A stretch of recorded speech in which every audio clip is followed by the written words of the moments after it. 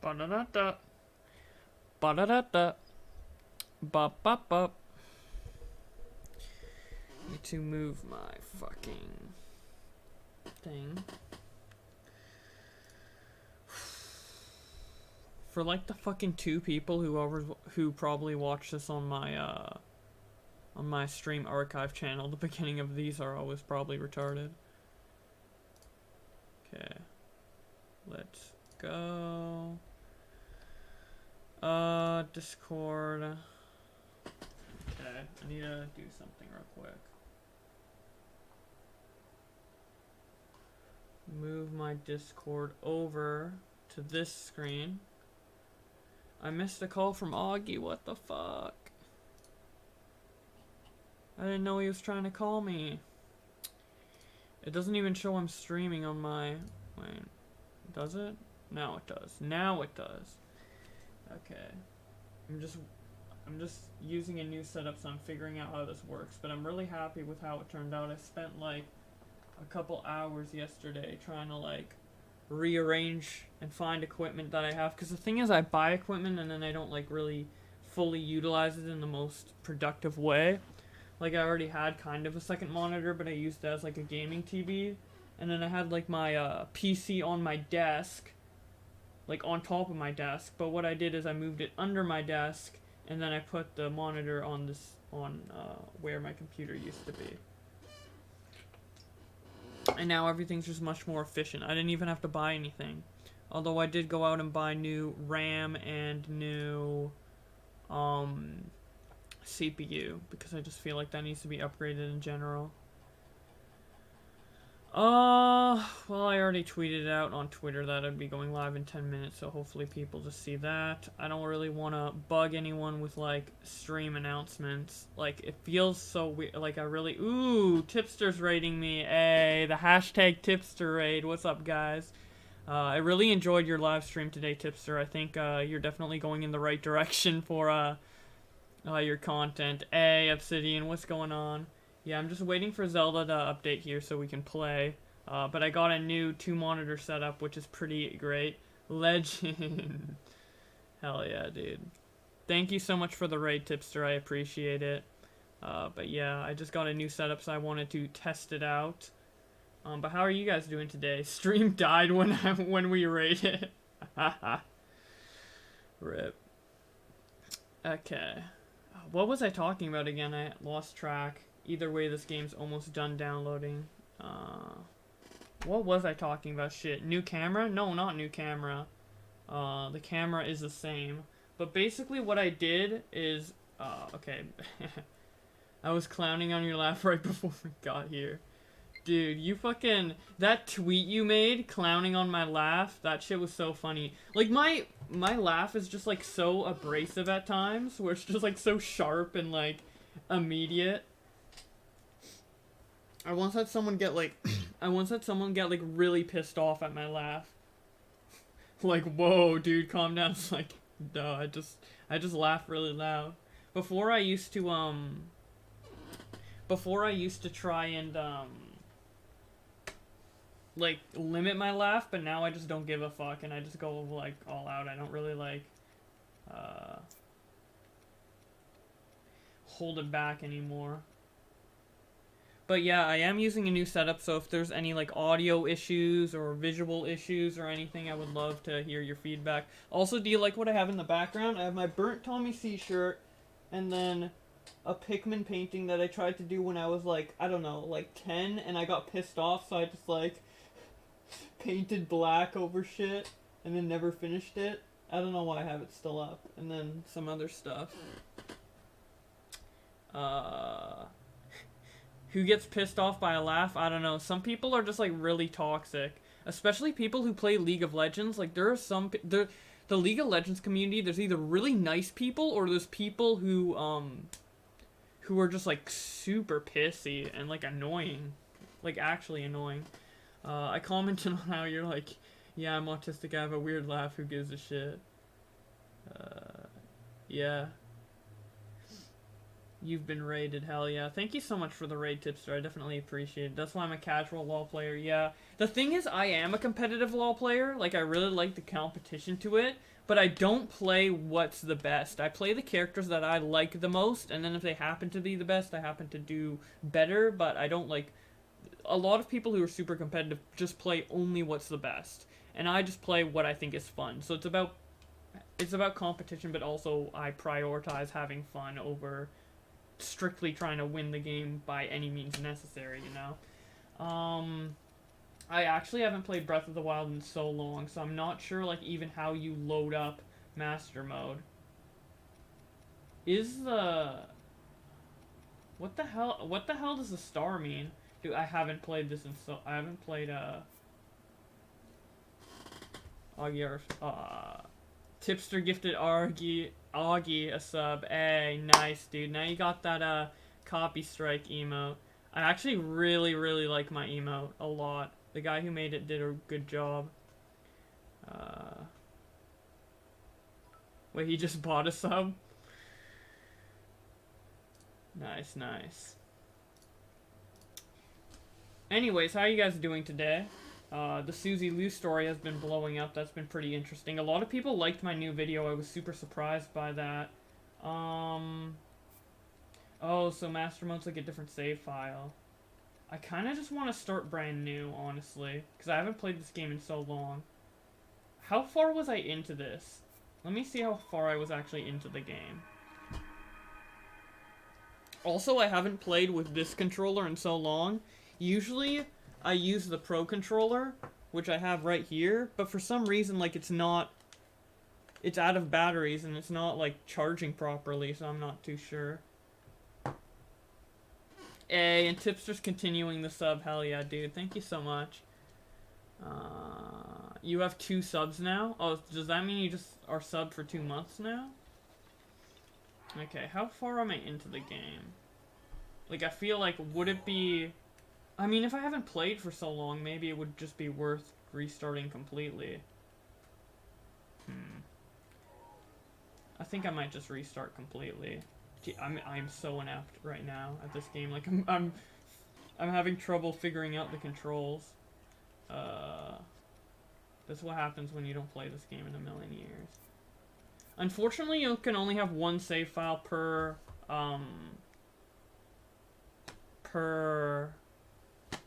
what am I trying to say? I'm really out of it right now. There's only 1 save file for Switch profile. I'm sure you guys know. You guys are gamers. You guys understand. You guys are gamers. Thank you so much for gifting a sub to Mac. Or Matt Mark 420. Jesus Christ. VC? Okay. Yeah, let's get Augie in here to just supplement my fucking, retardation. This is why the After Hours episodes with just me in it were bad, because I couldn't fucking speak. But hey. That's why I edit down my videos, so I actually sound smart when everything's edited down to only hearing when I don't say retarded shit. Like, some of the shit I say, or that comes out of my mouth during recordings for videos that I have to actually just cut out because it's bad audio, is just, it's insane. It's like the word fuck-ups and everything.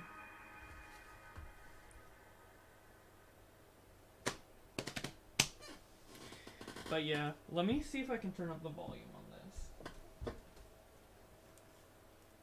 I honestly haven't played Breath of the Wild consistently since 2017. Since Mario Odyssey came out, and then I switched over to playing that. But I remember I loved this game, so... And playing it on hard mode again, replaying it on hard mode might be a mistake. It honestly might be a mistake, because I might just fuck up. But I remember that I was actually good at this game. So we'll see. We'll see how that turns out.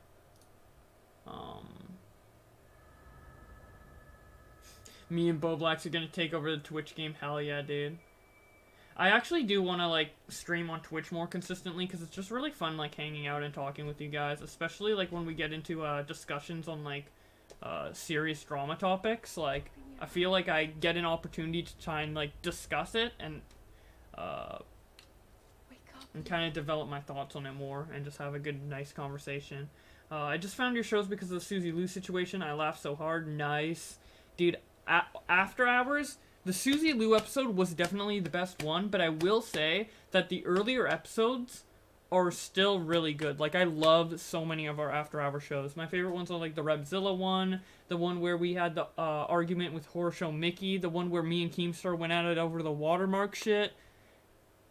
And Keem literally said he was the leech of the community. Now that shit was funny as fuck. Hey, I actually noticed right now on my dashboard that I hit the first milestone for subs, because if you have 15 subs, I think you get a new sub slot. So thank you so much, Tipster, for helping me do that, because now I think I have another normal emote slot. I'm not really sure how that works, but hell yeah. Oh, there's a badge for gifting subs too? Dude, Twitch has like the best community tools, man. I never even realized you had more emotes. Hell yeah, dude. Now you can have more than just that fucking Ben emote. That Ben emote is like, it's a funny emote, but it's not like an emote I would want to spam in other chats is the issue. You gotta get a nice RFC emote going. I really want to play this game and start it over again, yeah. I love this game. Dude, Nintendo popped off in 2017, dude. Mario Odyssey and Breath of the Wild. Hopefully we get some good games this year too, because in 2018 they were a bit disappointing. I mean, we had Smash, and I guess we had the Pokemon game, although I'm not a personal Pokemon fan. A lot of people in the Nintendo community adore Pokemon. I'm just like, I'm not really a big fan of RPGs, if I'm gonna be honest, but I think that's kind of why I never really got into Pokemon. Also, when I was younger, my parents are uber Christian, so they thought like Pokemon promoted witchcraft or something. I think they might have watched like a news report where they said Pokemon like some evil witchcraft or whatever, and then they never wanted me to get into Pokemon. So I probably could have actually became a huge Pokemon fan, but my parents stopped me from doing that. So in retrospect, maybe that's a good thing, but I'm not sure. I've gifted a sub, but I don't have access to the emotes. Oh shit. Well, you should have access to the Copy Strike emote. The Nivea emote right now is on tier 2, because I only had one emote slot at the time. But I might be able to move the Nivea thing to a normal sub. Because, I don't know, the tier 2 subs and the tier 3 subs, it's just like, I feel like it's overkill. Like, $25 for a sub? Like, really? You don't have access to the Copy Strike emote. It might just be a delay. You should be able to use it. But yeah. One day, if I end up getting enough Twitch subs, and I say this every stream, but one day if I end up getting enough Twitch subs, I really do want to, like, raid an Alinity stream or a Pokimane stream and have everyone spam the Copy Strike emote. I think that would be hilarious. Or even raid a Just Destiny stream, because Just Destiny doesn't get, like, any viewers on his Twitch, so it would actually make a big impact. But maybe I shouldn't be talking about harassing other streamers on Twitch, because if someone catches wind of this, like someone at Twitch, they might be like, oh no, harassment against other creators, we gotta shut that shit down.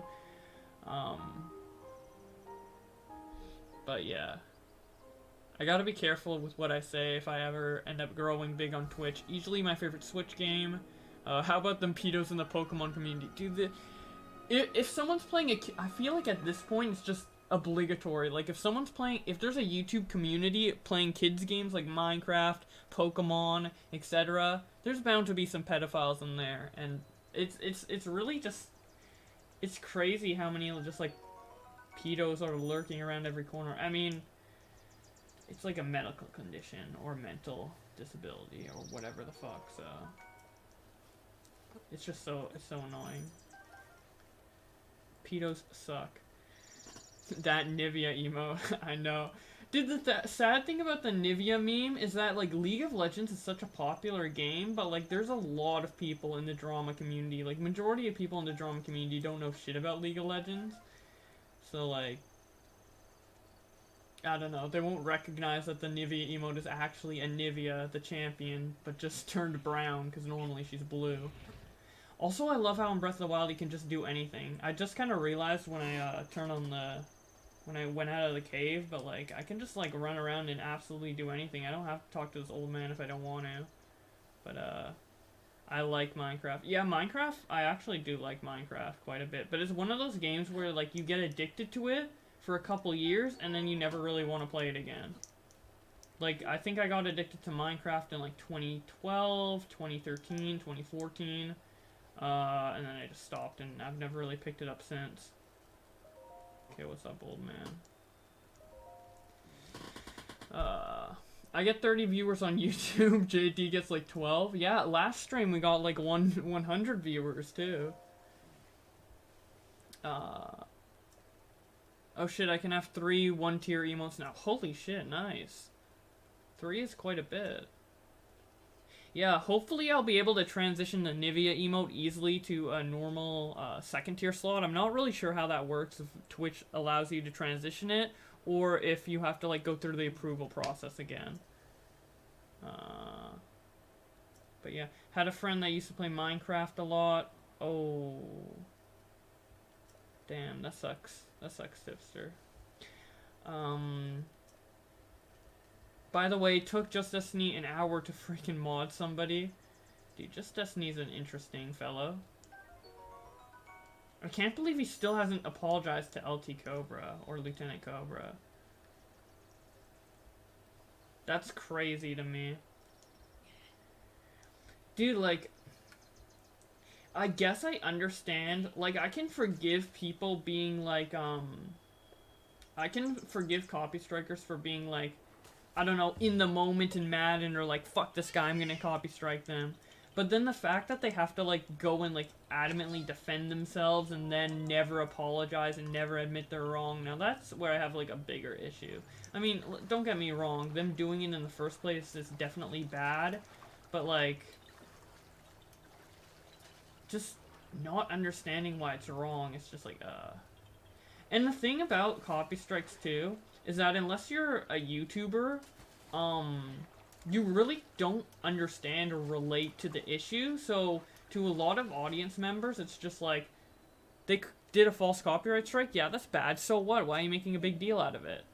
And, Head for the point marked on the map on your sheet. yeah, that's a bit of an issue, too. Also, I have the TV volume on. I don't know if it's coming through my microphone, so if there's any, like, issues with that, definitely be sure to tell me if there's any, like, issues or better angles a webcam could be at, for example.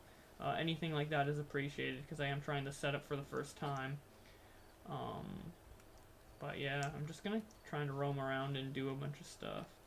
This game's really just good for roaming. You can just have fun without, like, necessarily, having to continue the story, which is what I like about it. Although I'm one of those people where it's like, I mostly only play Nintendo games, so I'm like, wow, Breath of the Wild, open world, this is amazing. Meanwhile, everybody's been experiencing it for like the last 10 years. I still find it funny that everyone thought the Suzy Lou story was boring until details came out. So much hypocrisy on her part is fucking hilarious. I thought the story was interesting the second the BBC thing came out where she was hypocritical. The reason why I took a long time to make it is because I was struggling to find, like a unique angle I could bring, because, like, I don't know, my philosophy with content has kind of, like, shifted over the past few months, and I'm kind of, like, having trouble figuring out what exactly I want to do with my channel, because, like, with every other situation, it's been like, oh, I have something to add to it, like, with the Just Destiny situation, I'm like, oh, I can add that. The reason he copy-striked him in the first place was to get the info to do the cease and desist. I thought that was, like, a really interesting theory that I wanted to present. And then with, like, Quentin Reviews, I wanted to talk about, like, how he brought it upon himself and it's a bit bizarre. And then with, like, Deji, I wanted to talk about how he's really going about, like, addressing the hate the wrong way and stuff like that. I'm gonna die. I'm gonna fucking die. I don't know where you get the paraglider. Oh, you get the paraglider after you do the shrines. I forgot. And now I need to go to the tower. Okay, it's coming back to me. It's coming back to me. But yeah, with Suzy Lou, I didn't really have anything to add. So I was struggling, like, what should I do? Should I make, like, a news video where, like, I've been thinking about making news videos where I just talk about small stories and not really go super in-depth with them, but just mention them offhandedly. But with Suzy Lu, I felt like I wanted to make a dedicated video, and I don't know. I was kind of, like, unsure about how I want to approach a situation. But I always did want to cover it once I found out about the BBC hypocrisy thing. Especially since, like, my whole channel, I, like, kind of got big off a copyright strike. I really do like understand the struggle of having a copyright strike, and I always want to advocate for that. So I never wanted to ignore the situation, but it did take me a while to get to it. And I was really burnt out after the Meme-tastic story. That, like, I literally took a week of full research and investigation for that story. That took like a really long time, and I was really burnt out. But yeah. That's a really long-winded explanation, but I like to talk. There's an old stream on my YouTube channel of us playing together. I used to play Trove on PS4, games like that, Minecraft. Just Destiny's a moron who got a discount law firm to write a cease and desist to a 15-year-old. What do you expect? Jesus. Just Destiny. That guy... do all these copy strikers, and I know I'm using the word copy strike unironically, and I love doing that just to piss people off, but all these copy strikers, they're just so stupid. Like, Just Destiny, Meme-tastic, and Suzy Lu, their just how they are as people, it's just yikes. It's really yikes. It's hilarious to laugh at, though. I just find it funny that everyone thought... Oh, yeah, I already read that. All I know is that your last video was fire. You definitely found your format, dude. Stick to what works. Yeah, I think I will do that. I honestly didn't expect so many people to like that video. But I don't know. I think over time I've been learning about what works with content and what doesn't. And while I have had videos blow up, like the Pokemon N-word one, and all the videos have blown up have been Pokemon. Well, I've also had videos that aren't Pokemon that blew up. But basically, like, while my videos have blown up, I don't see that. I see that as like an algorithm victory rather than a content victory. And when I have a large sample of people come to a video like that, I can look at the comments, I can look at the like ratios, and I can see what's good and what's bad. And I can also see what other people do and what other people say, and try to improve in certain aspects. And what I wanted to do with the Suzy Lu video in particular is I wanted to add some more personality to it, because there was one time where I was in a call with Charmed Skull, and she said something along the lines of, oh yeah, and in Boblax's content, he's a bit robotic, but that's how his personality is, and I'm just like, I really don't want to come off as robotic. I want to come off as someone who has, like, at least some personality to show. So I definitely tried to inject that more into the Suzy Lu video, and a lot of people seem to like that. Especially when I at the 15-minute mark, when I fucking popped off. I liked that moment as well. I was worried how that would kind of land, because I don't want to, like, you know, be an asshole, but I felt like that rant was warranted. Also, I want to thank Nick for his video, because that video, like, when I did that last segment at 15 minutes, when I was like, Suzy Lu, you don't know why it's important, or whatever, however that it led into, I just came off watching Nick's video, and it gave me, like, kind of the passion to say to have that type of delivery within the video. And if Nick didn't make his video and I didn't see that video before recording that line, I don't think it would have been as good. Nick's video, especially with the music, like, it really invoked, like, it had a really good, what's the word? Like, feeling to it. I don't know. Like, the way the music was and the way the information was presented, it really made you feel like, oh, fuck, Suzy Lu. Like, even if you just came into the video fresh, not knowing anything about the situation. I'm dead. I'm dead. I'm dead. We... Fucking hell. Yo, I'm ending something really cool for After Hours. Keem shout out the layout, so I'm upgrading it.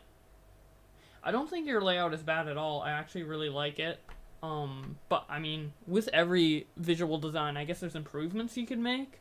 So maybe you can make the layout have more cohesion. The only thing I would say is that I really I don't know if you agree, Augie, but I think you should kind of phase out the Red Fox Fedora logo from your content. I would rather have it just let RFC thing that you have as your Discord profile right now.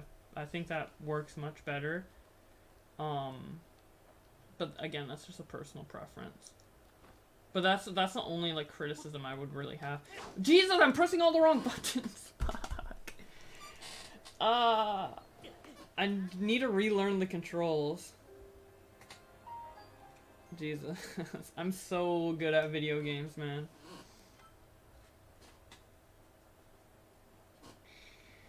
Fuck.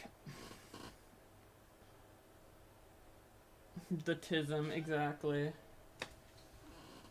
I really need to get good. I need to get better at streaming as like a talent. Like how to talk and how to play video games at the same time. Because, I mean, I was a Let's Player for the longest time. And I'm good at like going on rambles while playing games. But then when there's a chat to talk to, I don't know. Maybe I just haven't done it in such a long time, you know? I just haven't like Let's Played in such a long time. That's actually becoming difficult. And all I needed to do this whole time is just run off the cliff like that. Fucking wow. Dude, playing with the Joy-Cons put together ever since I got the Pro Controller, it just doesn't feel as good. And I played all of Breath of the Wild with this controller, but that was before I actually had a Pro Controller at all. But even though a Pro Controller is honestly overpriced, I'd say it's worth the money, even though that's a contradicting statement, just because of how good it feels to play with. MLG Pro Gamer, exactly, dude. Going from Hollow Knight to Zelda with fall damage killed me multiple times. I still need to play that game, Hollow Knight. There's a lot of games that I haven't played at all that I really need to play, but... Dude, I bought Xenoblade Chronicles X on Wii U in 2016. I still haven't played it. And it's such a big game, too, and I spent $60 on it, and I still haven't played it. Also, I don't know why it's so hot in my room. I'm gonna try and open a window. There we go.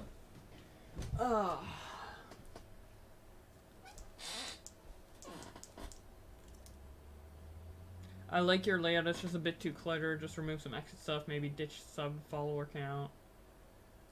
Yeah, definitely ditch the... You should ditch the Twitch viewer count, but I don't know, because you're not streaming it on Twitch anymore, but I don't know if you should ditch the the Twitch follower count. Because I feel like the fact that the follower count's on the RFC After Hours in the first place incentivizes people to follow you on Twitch. So yeah.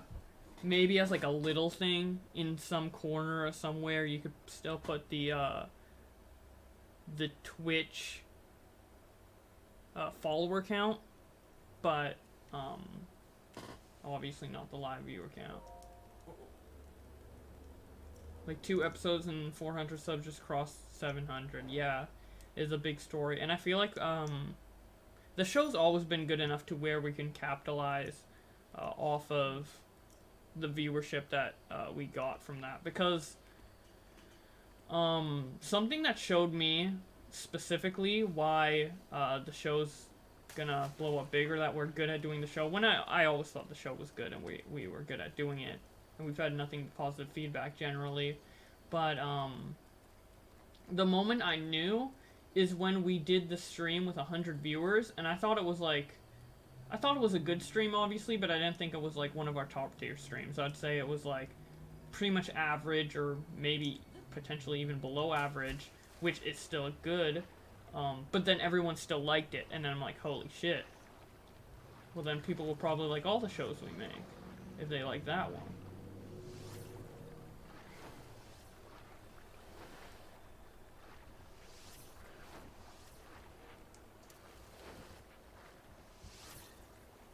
Jesus, I am getting absolutely pummeled right now.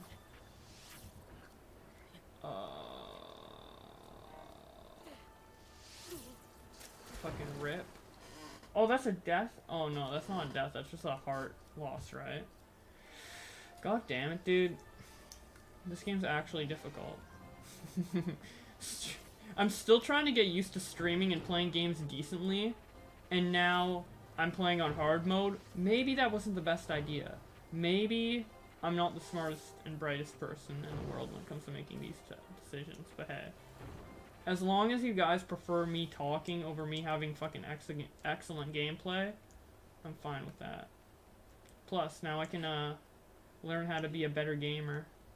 This is my gamer training right now that we're experiencing. Hey, what's up, Christian? How you doing? Which is K Somberback, by the way. He's been a viewer of my stream since,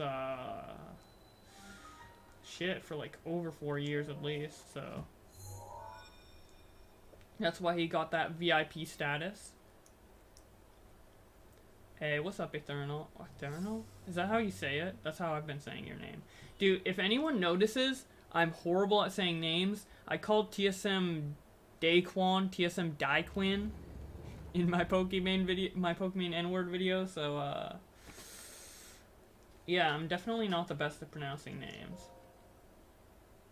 Ethereal. Ethereal. Ethereal. Ethereal. Ethereal. Okay, I'll just call you Ethereal. Whatever. People gotta learn that I'm not gonna call you by your exact, name. Just how it is. So I apologize in advance. This is my, formal disclaimer. I will say your name wrong. Guaranteed. If I say your name right, you're blessed. It's a miracle. To be fair, a lot of people say my name wrong too, so it's only fair. It's revenge. Did you see PewDiePie's latest video? Yeah, I did. I fucking loved it. I loved it so much. It was better than I thought it would be. I hope the Indians get pissed at it. But yeah, that was...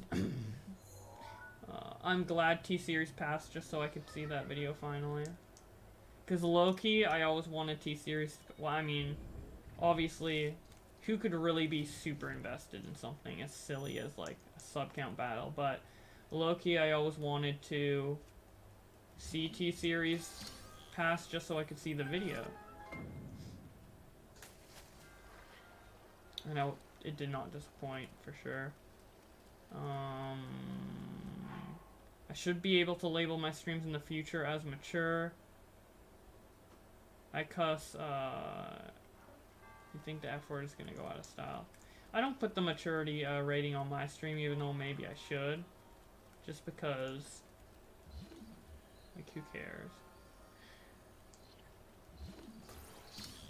It's not like I'm gonna say anything extremely vile. Just gonna say fuck every once in a while, you know? It's not like I'm out here making Monkey Jones type comments. What the fuck? Dude, literally every little thing kills you. Just because you got smacked by a rock, Link, doesn't mean you gotta fucking faint. Jesus. Take it like a man. Dying after getting hit by a rock. It's a minor concussion at most. Like, Jesus. What do you think about new Urgot? He's really strong, but I don't like how he's permabanned since he's more popular. He might get more skins now. I really love the W rework. The number one thing I didn't like about the Urgot rework, even though I still like the Urgot rework... Link is a bitch made confirmed, exactly. The one thing I didn't like about the Urgot rework, and to those of you who play League but don't know my history with League, I've been basically an Urgot main even before he was reworked. Like, when he was the least played champ in the game, I played him and I loved him. But basically what I liked about Urgot is that he was more of like a damage character. And then with the rework, he turned more into a tank character, where you build tank, but he still does a lot of damage, which is fine and I still like. But now I like that his W actually feels powerful, and you can, like, itemize to be more aggressive with Urgot. That's what I love about it. Because before, the W was just a means to proc the passive, but now I feel like the W, even without the passive, is still really powerful. Especially since you can now play him in the jungle, and and max W and have it like the focal point of your gameplay. And I apologize to everybody who doesn't play League and I just spoke a bunch of gibberish right there, but hey.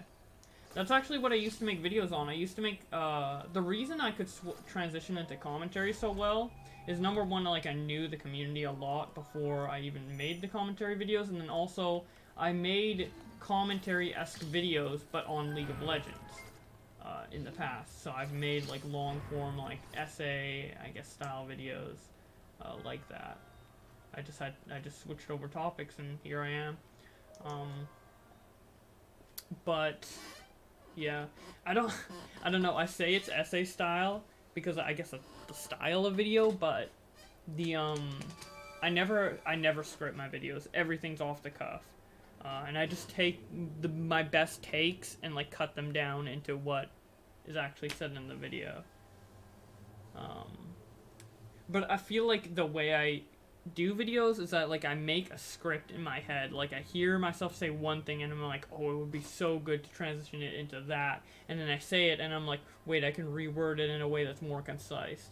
Something I've always been working with on my videos recently is that number one, I'm a rambler. Obviously you can tell by the stream I'm a rambler, so I've been trying to make everything more concise, and I've been specifically trying to utilize the visuals versus the audio, because I could explain something, like let's say for example, there's a screenshot I need to show, and to make a point. So I'm like, Suzy Lu did this, and as you can see in this screenshot, that confirms it. But what if I cut that audio in half and say, so Suzy Lu did this, and then I just show the screenshot, and then I don't mention that the screenshot makes the point stronger, I just show the screenshot. That way, the video is shorter, more concise, and people see me talk shit about Suzy in the audio, and then another point against her in the visuals, but I don't have to explicitly point it out, so that just shows that even there's just so much info that I don't even need to explain why she's bad, you know? I think it hits the point home even harder, but maybe that's something everyone knew, I don't know. It's something I've been trying to implement into my content more, making it more concise. Like the goal with my videos is now to make it always as short as possible. But yeah, I asked you something in Twitter DMs, but you haven't seen it yet. I'll just copy paste it here. I just went to Trashy Trio's YouTube page just for some old content. I realized all the videos are unlisted. Something about community guideline. Was this something about YouTube community guidelines? I didn't see anything. You can still watch the videos through the playlists. The reason I made those videos unlisted is that obviously I'm in the tags, I'm in the title, I'm in some of the thumbnails as well, and now that I'm becoming like a figure on YouTube, there's a lot of stuff I say in that video, in Trashy Trio, that is satire, and it's 100% satirical, and it's just a joke. But like with stuff that's coming out with like Shane coming on his cat being a joke and everyone taking it seriously and like all this shit, I'm just like, I don't want someone to come across the video in the search results trying to search for me and then watch it and then take anything I say seriously, since the whole point of Trashy Trio is to try and push edgy humor to the absolute limit and do it sarcastically. I don't want anyone to think that that I'm serious in those videos. But for people who know the videos exist, I don't want to take that away from them, so I just make it unlisted and show the playlist. But I'm sure someone is going to end up finding those videos and clipping them and saying Boblack's exposed, and I'm probably going to get into a big drama. If I do end up continue growing my drama channel, which I'm still not confident in, I'm never confident in that, I'm just glad for where I am right now, and I never expect anything more. Even though, obviously, it'd be nice, and that's what I'm aiming for. It's not something I necessarily expect, but if it does come to a point where I do become bigger and someone brings that up, it's gonna be annoying to have to explain myself, and I don't know if I'm gonna come out completely unscathed, but that's basically in a nutshell why the videos are unlisted. I still love the content on that channel, and I still think personally it's really funny, but it's not something that it's something that can be taken out of context. Unfortunately. Like, something I noticed even when I was commenting in Tommy C's stream today is that when I comment on people's, like, live streams and videos, people recognize me and they see me as a content creator commenting on another content creator's video, and I guess that makes sense, but I just see myself as a viewer. Like, I'm just commenting out stuff and it shouldn't be taken super seriously. It's just my immediate thoughts being thrown out into the void. But now I realize people are going to take my comments that I put like on a Tommy C stream while it's going live and see it as a concrete statement. And that's not my intention at all. So I have to kind of shift my mindset more from like being a viewer to being more of a content creator. But yeah. I need to get that paraglider. Okay, where is the next thing? So there's a shrine there, and then there's a shrine on the top of the mountain, and there's... yeah. Okay. I'm walking the wrong way. It's one of those things I told you about before you learn, as you grow. It's honestly annoying though, because like, I just like to enjoy and consume content and make a comment like as a viewer, but everyone is gonna be like, oh my god, Boblack said this on this video. I'm just like, god damn it, dude. I just want to have some fun. I just want to do whatever. Do you want the Nivea pass? Sure, dude. The pass to say Nivea.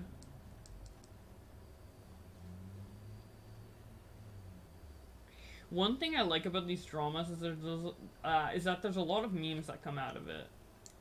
Now, in the whenever I post a video, I hope that the comment section is filled with like just quoting stupid shit the people I'm talking about have been saying and kind of meme the shit out of it.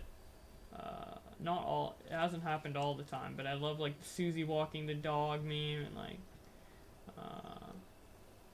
what else is there? Copyright my face. Meme-tastic said something along the lines of when he like extorted free meme kids, he was like, do you know how the meme food chain works? I thought that was hilarious as well.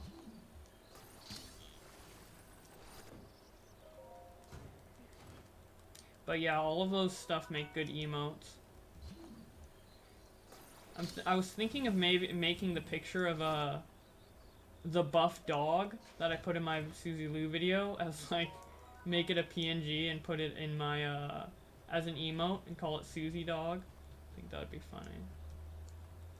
But I don't want to make emotes of just stuff that doesn't catch on.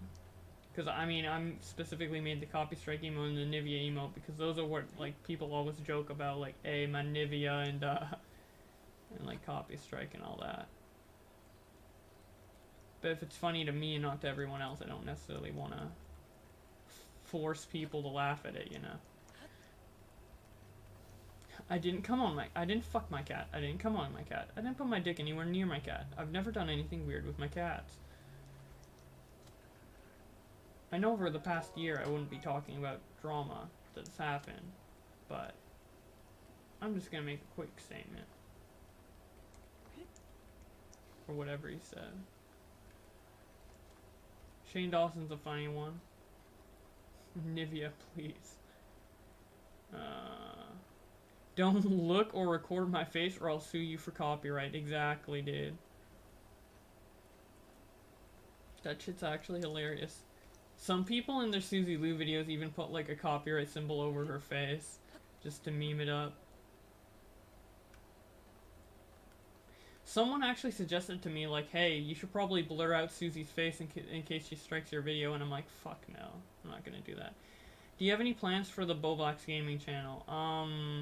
Yeah, so currently my plans are that I want to stream more on Twitch, which I'm obviously doing currently, and then I want to hire a full-time editor to make really well-made edits of the live streams to post onto my gaming channel.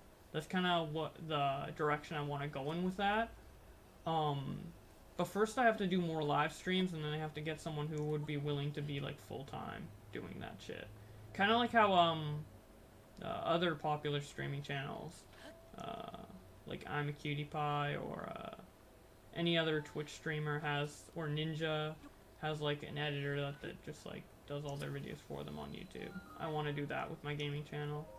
And then maybe if I have something really short to say, I'll post it on my gaming channel. Just being like, hey, this is my opinion on, like, a Nintendo Direct or some shit, but I'm not gonna heavily edit it like I do, like I used to. Which is a shame, but I just have to, like, allocate my time in different ways. And focus primarily on the drama stuff. Plus, I like doing the drama stuff a lot, too. And there's a lot more content creators on the, in the drama community that, like, strive to improve making content. And I feel like if I want to become a better content creator, I need to continue doing the drama community, not just because I like it more, but because, people can criticize it and critique it, and then I can get better and better and better at making content just generally across the board, regardless of the subject. So I feel like it's a better learning situation for me to focus more on that. Dude, I've been aware of her antics for years. She's always been a pain in the ass with a massive ego. Nothing has changed. Yeah, I noticed that. I even explained that in the follow-up stream, where it's just like, I feel like the position she's been in as, like, I guess a female gamer, with a lot of followers for not really having a lot of talent, she's just kind of developed this ego, and I can't really necessarily blame her for developing it. I think she should have got rid of the ego by now, but I understand why it exists. Because, I mean, if you're in that scenario, like, the type of comments you're gonna get are either gonna be like, fuck you, Twitch thought, or, oh my god, you're my queen. I don't feel like there's much in between. And I feel like people's, attitude towards YouTube is very dependent on how, their audience reacts to them.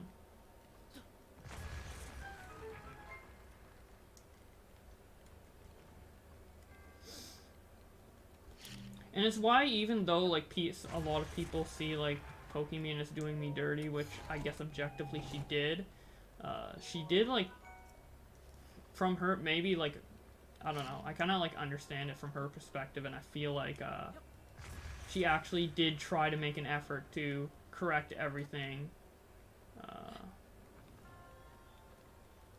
so... Because she could have just as easily been as egotistical as Suzy Liu. Like, 100%. And she did not act like that at all. Especially since she's still under the assumption that the copyright claim wasn't fraudulent. But she understood why it was bad regardless, so... like, for someone who truly doesn't believe it was fraudulent to act in the way she did... I mean, maybe it was just damage control because of the Fainted video blowing up, but, I mean, even before the Fainted video blew up, she was trying to fix it with me in DMs. So...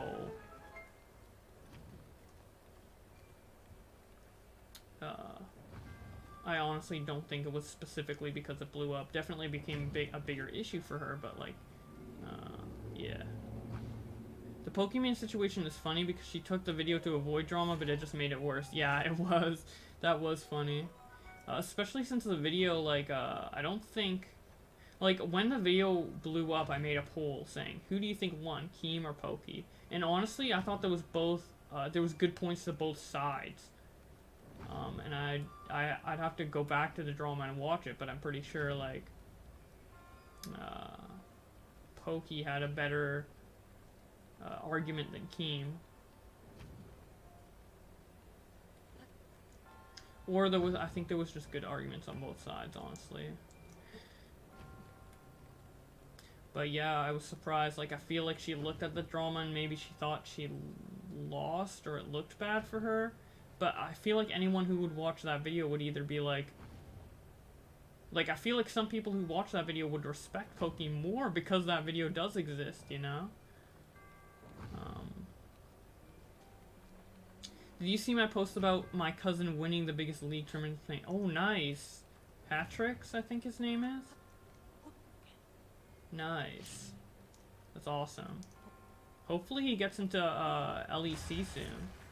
if that is his goal. I wish the best for him. Although he did block me on Twitter, which I don't know why. But if he unblocks me on Twitter, I'll support him even more, and if he follows me on Twitter, I'll be even bigger of a fan. But no, that's good for him. I'm really happy. Because, like, with League, like, you gotta grind out so hard to get good at that game. Yeah, he did block me. Like, when you told me that he, existed, I was like, oh, cool, I'll look him up on Twitter, blocked. I'm like, jeez.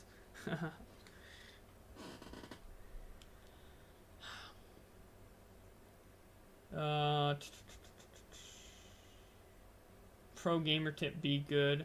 I saw your video where you talked about the Leafy rant. Oh shit. Yeah, that was so long ago. That was my first commentary video. Or were you or did you see the video that I uploaded on October where I was retrospecting on that video? Either way, that Leafy video, like, I feel like that first commentary video I made on Leafy, the Leafy rant, really showcases how I am with drama. Like, as much as Tommy C has said that, like, I take sides, or, like, I only take the popular opinion, it's literally the opposite. Or not the opposite, but, like, I go against the popular opinion if I feel like it's incorrect. And I even did that in my own drama, a detriment to the growth of my channel. Like, you think making the Fainted Maiden Oopsie video did good for my channel? No, that, like, halted so much momentum because a lot of people were pissed at me because that wasn't the popular opinion. And then defending Pokimane after I got striked by her because of the way she was handling it. Yikes, people did not like that. People did not like that at all. And then, obviously, my first video defending Keemstar in 2016, people didn't like that either. So I find it really weird. Like, if anyone accuses me of just going with the popular opinion or doing what's good for, like, my brand or my channel or my my rapport with other people, it's like, no. If you, like, actually look into it and pay attention to what I've been doing on my channel, that's not the case at all. I mean, obviously there's been times where I go with the popular opinion because that's what I truly believe is right. Just Destiny, popular opinions that he fucked up, I agree he fucked up. Same with Suzy Liu, same with a lot of situations.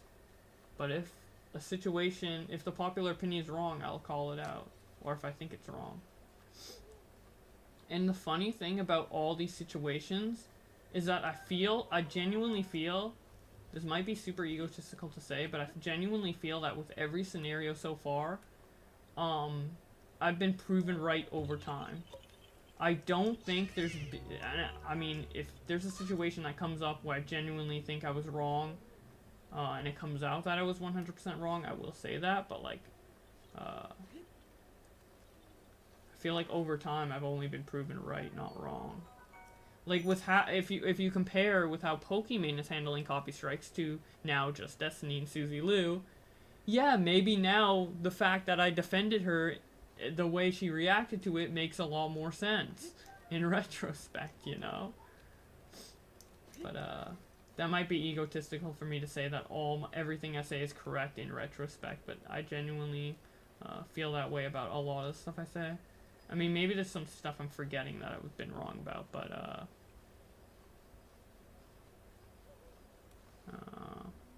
GG, fun watching your stream. Thank you for sticking around, Mark. And I hope you enjoy the copy strike emote that Tipster gave you. Very generous of him. It's funny how people still confuse Destiny with Just Destiny. I know. Some people try to say Destiny for short, and I'm like, no, never say Destiny for short when you're talking about Just Destiny. Just because, of the other Destiny. Hey, copy strike, copy strike, copy strike. I love that emote so much. Except the whole Instagram wake up. Yeah, I made some mistakes in that.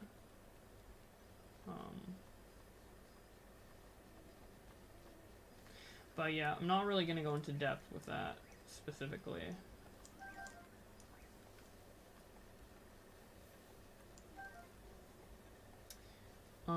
But yeah, I definitely made some mistakes there.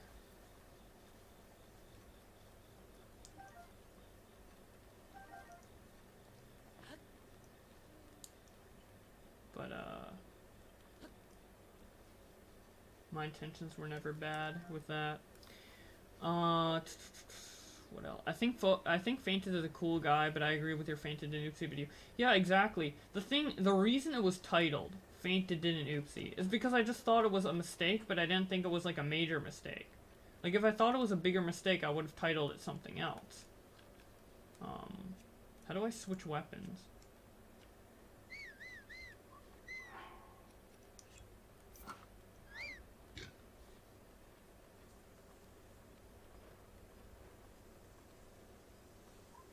Hey, what's up, Ehab? How you doing today? But yeah, that's why the Fainted in Oopsie video was titled that, because it wasn't supposed to be a big exposed video, but everyone took it that way.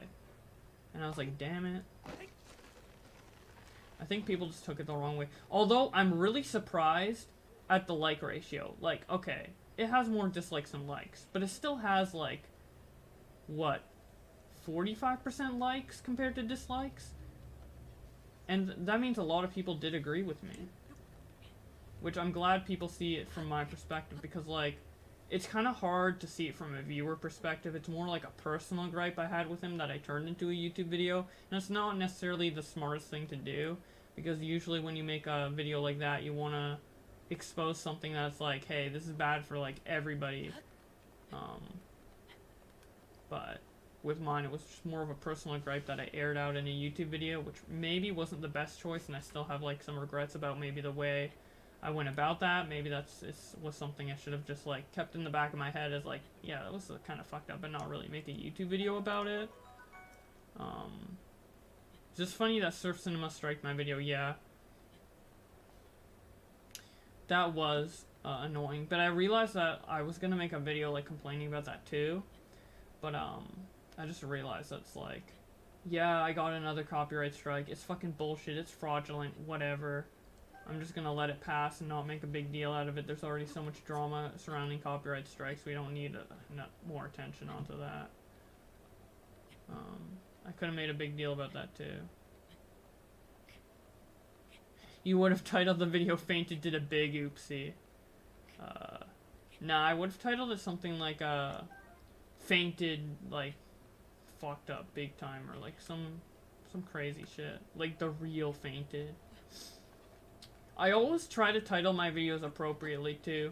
Like, even with my first video talking about the Pokimane copyright strike, I was originally gonna title it The Real Pokimane, but I felt like that was a bit inaccurate. So I was like, okay, this might give you an insight on the real Pokimane. So I was like, oh, a glimpse of the real Pokimane. And I thought that was, like, a really accurate and, like, captivating title. And I still think A Glimpse of the Real X is a better title than The Dark Side of X. The views might say otherwise, but I did get a lot of views and good traction on that video, partly because of the title. I still think that title is really good. And I think that thumbnail style is really good, too. It's why I reused it as a kind of a throwback in my Suzy Lou video. But I still really love that title, and I like it a lot better than The Dark Side of. But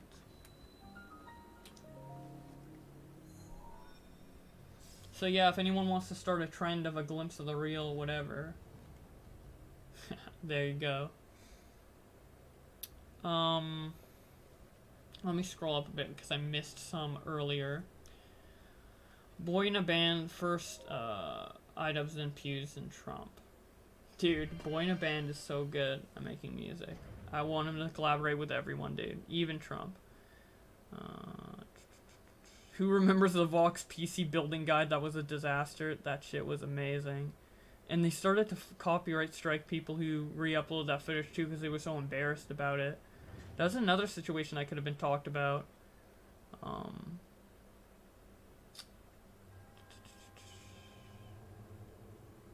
That's why I'm hesitant to in showing my face for so long. Being a female streamer sucks sometimes. Yeah, I imagine, like, the audience reaction to being a female streamer is just, like, really strange.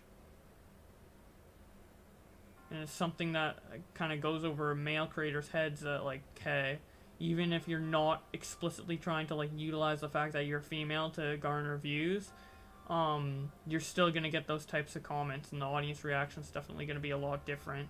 You're gonna have a different time online, so you gotta like see it from their perspective at least to some extent. Although I still think Susie fucked up, I can still understand why she got to the point where she's as egotistical as she is now.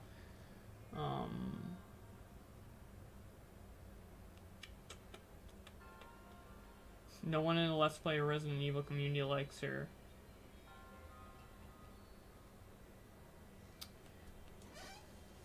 Okay. I'm listening to this while building a new gaming PC. Nice.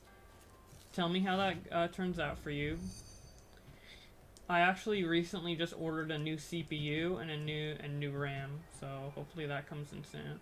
Because originally I was gonna upgrade my graphics card, but then I'm like, wait, my CPU is like really outdated. Like I think it's like i5 like 400 or 4000 something K. I think like 4560 or some shit. But it's like, for streaming and for making videos and stuff, that's not really that good. So I upgraded that.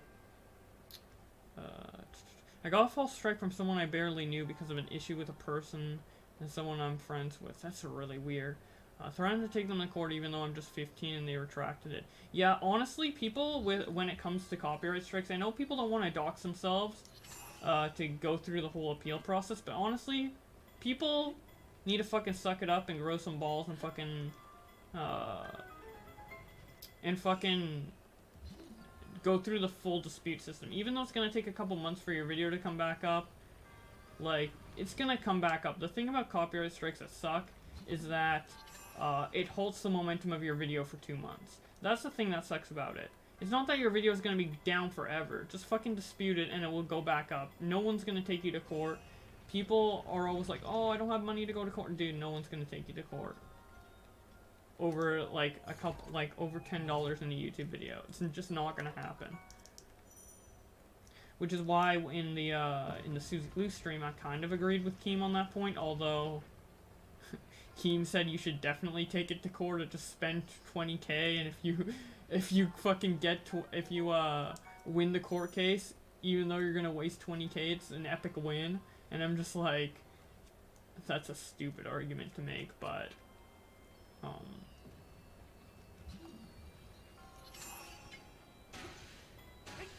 but I don't think it would ever get to the point where it even goes to court, so.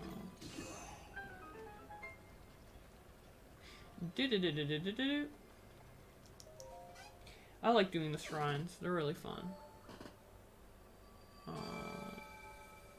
Boynaban really became the guy YouTubers aren't musically to go and help them with making songs after the iDubbbz video. Yeah, like, yeah, I think he made a video with the Odd Ones Out too as well, and he seems like a super nice guy as well. It's like the perfect guy to go to when it comes to helping with that shit. His work is great. I love Boynaban. When are you gonna get a new TV? That shit looks like it was made last century. What do you mean? Do you mean my CRT TV? Because that I don't use. I just have it around, and I'm probably gonna give it away eventually. But I kind of just like to having it for nostalgia's sake. It's not something I actually use. The TV I'm using now is actually like HD 3D TV. Back when 3D TVs were a fucking thing. Jesus. Because that's when I got it, but yeah. It's really nice. Got a good deal on it too.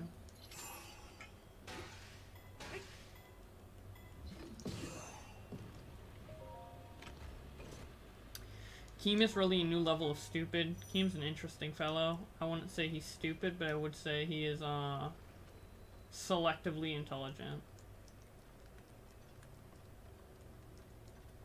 There's just some people who are just so like unique in the way they like think and are, that it's just like you can't really say they're explicitly stupid or evil or good or bad. You just are like, yeah, that's Keemstar. And I know quite a few people like that, honestly, like even in real life. The term I like to use for them is specimens, because they're interesting to just like observe in a way. But I mean, it does sound a bit like creepy and weird to be calling them that. And obviously, it's not a common term, so it's like it's never something I would say. But if I were to put a label on them, I'd be like, yeah, he's a specimen right there. But that's actually sounds so weird now that I'm saying it. But yeah, that's not neither an insult or like a direct compliment either. It's just like you're so unique in the way you think and the way you are that like, yeah, I would like to get to know you. So it's more of a compliment than an insult, but it's not really either. It's just like, yeah, you have good qualities, you have bad qualities, but the way they are. Yeah, I think I've already explained myself. I talk way too much. I over-explain myself, like to repeat myself a lot. The classic commentator trope, you know? Just repeat yourself for 10 on a point that takes 3 minutes to explain a couple times and make a 10-minute video out of it. Bam. Done. The way people present their commentary and commentary videos has upgraded so much over time. Because I remember repeating yourself used to be such a common trait in the commentary community, but now it's not really as much of an issue. Maybe it's just certain creators I watch, but I don't really see it as much of an issue as it was in the past. I use my CFTs for a retro purist. Yeah, that's the reason I have mine too, is like if I really want to pop in a GameCube game or like an N64 game or even, I guess, Super Nintendo and NES, but I actually don't own those consoles. I would use that. But the thing is, it's just not convenient to set up. Maybe if I'm thinking if I end up getting like a better place, if I end up becoming like fucking rich or some shit, I could put it in a nice place. Right now, I just don't have the space. It's not really practical. Blew all my AdSense rev on new parts for PC. Nice. I kind of just did that too, actually, yesterday. Which I think is a good investment. I really don't want to misuse the money I get from YouTube. But I'm really not used to having money to buy stuff. Like I think a year ago or so, I had to like just stop buying new video games because I just didn't really have the money to do so. But now I have all this money and I've just been so used to living like the poor lifestyle where literally all I do is just buy food, pay bills, etc. Just get the bare minimum to live. I've just been so used to living that lifestyle that I actually just don't know what to do with the money.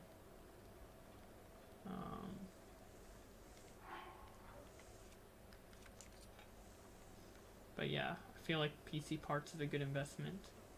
Hey Ben, what's up? How you doing? Play Rainbow Six Siege and play it with me now, or buy Rainbow Six Siege.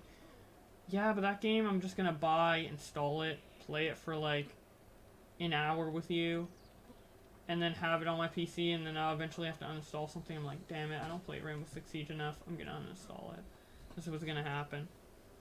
Rich boy. I'm not that rich. I'm getting a nice, I'm not in danger of being in debt anymore because of YouTube ad revenue, so that's the one thing I'm most grateful for.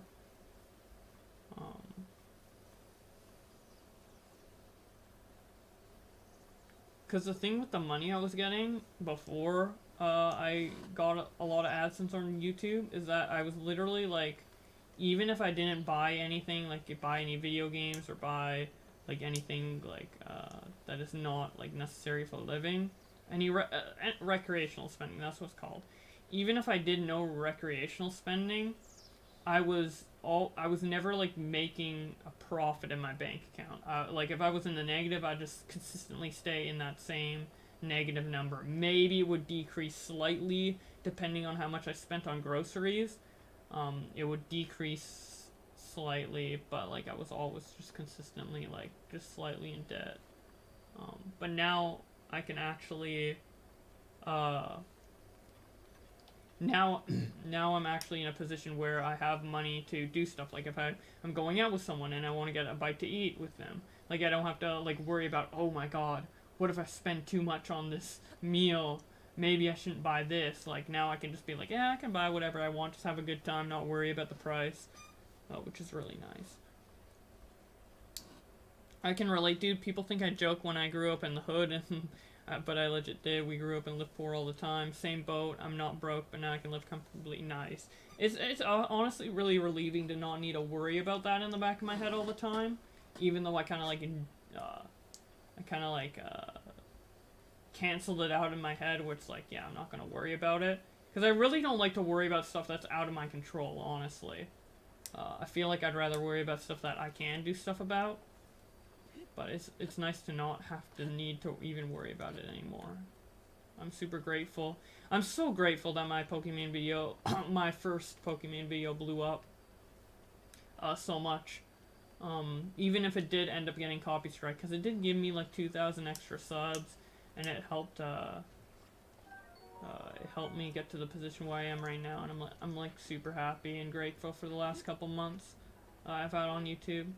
And it definitely makes me grateful that I never gave up YouTube over the past 8 months, and I've always, or not the past 8 months, the past 8 years, and I've never really like, I made a tweet about it too, and I had a pin for a while, but like I never really gave up on the potential of, I don't know, I've always just enjoyed making content, and I'm glad I continued doing that even if it looked stupid to other people, like, why are you still doing this? It's a waste of time.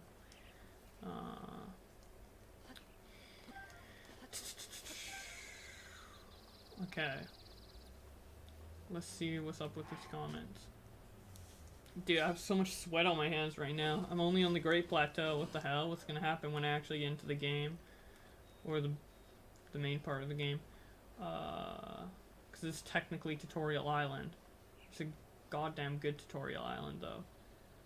While upgrading your PC, buy more disc brace. Always useful. I probably honestly, I probably should do that as well, but I don't know, I still don't want to like blow my money on everything. I'm just gonna get like a couple parts at a time, and then sit on them for like a while, and then see like, hey, do I want to upgrade this other part like a month or two later? I don't want to blow my money. Definitely not something I'm comfortable doing. But yeah, I'm projecting, because obviously you're talking to the other guy. But I'm just doing the same thing right now, so I'm just, yeah. Still do have the struggles, but not as bad as back then. I grew up living the poor life myself. Yeah. Honestly, though, I feel like, in a way it's good. I don't know, whenever I have a bad situation, I always look at, like, the mentalities I've gained throughout dealing through that hard time. Like, because I was poor, and I guess I still am poor to an extent now. Now I'm better at spending money for when I do have money, and that's a good trait to have. So I just look at that and I'm like, wow, well, can't be that mad when you think about it that way. But I don't know, I'm an extreme optimist, so honestly, after talking to some other people in the commentary community and just people in general, I feel like my optimism is like abnormal and borderline delusional sometimes. But hey. Like, there are some people in the commentary community who are just so untrusting of other people. They're like, everyone's a snake, always watch your back, and I'm just like, I don't know, I'm gonna fully give people the benefit of the doubt until they do something that is, like, I'm not gonna obviously just be naive, but I'm also not gonna, like, fucking assume everyone's, like, out to, like, get something. Or, like, because then at that point you, like, look at, like, certain things, like, oh, someone didn't follow me on Twitter, or oh, someone didn't reply to my message fast enough, and you start thinking, like, oh, maybe they think this, and maybe they think that, and just, like, think all these malicious intentions of people, and, like, at the end of the day, it's most likely that they aren't gonna be malicious. Yeah, there are those times where they are, and those people fucking suck dick, but, it's better just to assume people aren't like that from the start, you know? I don't know if anyone can, relate to that, but yeah, dude, I think I gave that advice and it wasn't the best advice. I wasn't in the best headspace when I gave it. Or gave me that advice and it wasn't the best advice. Oh, to not trust people? No. I'm thinking of other people, Tipster. I'm not thinking of you. You might have said that to me, but I wasn't thinking of you saying that to me. I was thinking of some other people that like actually said it to me recently, like last night, basically.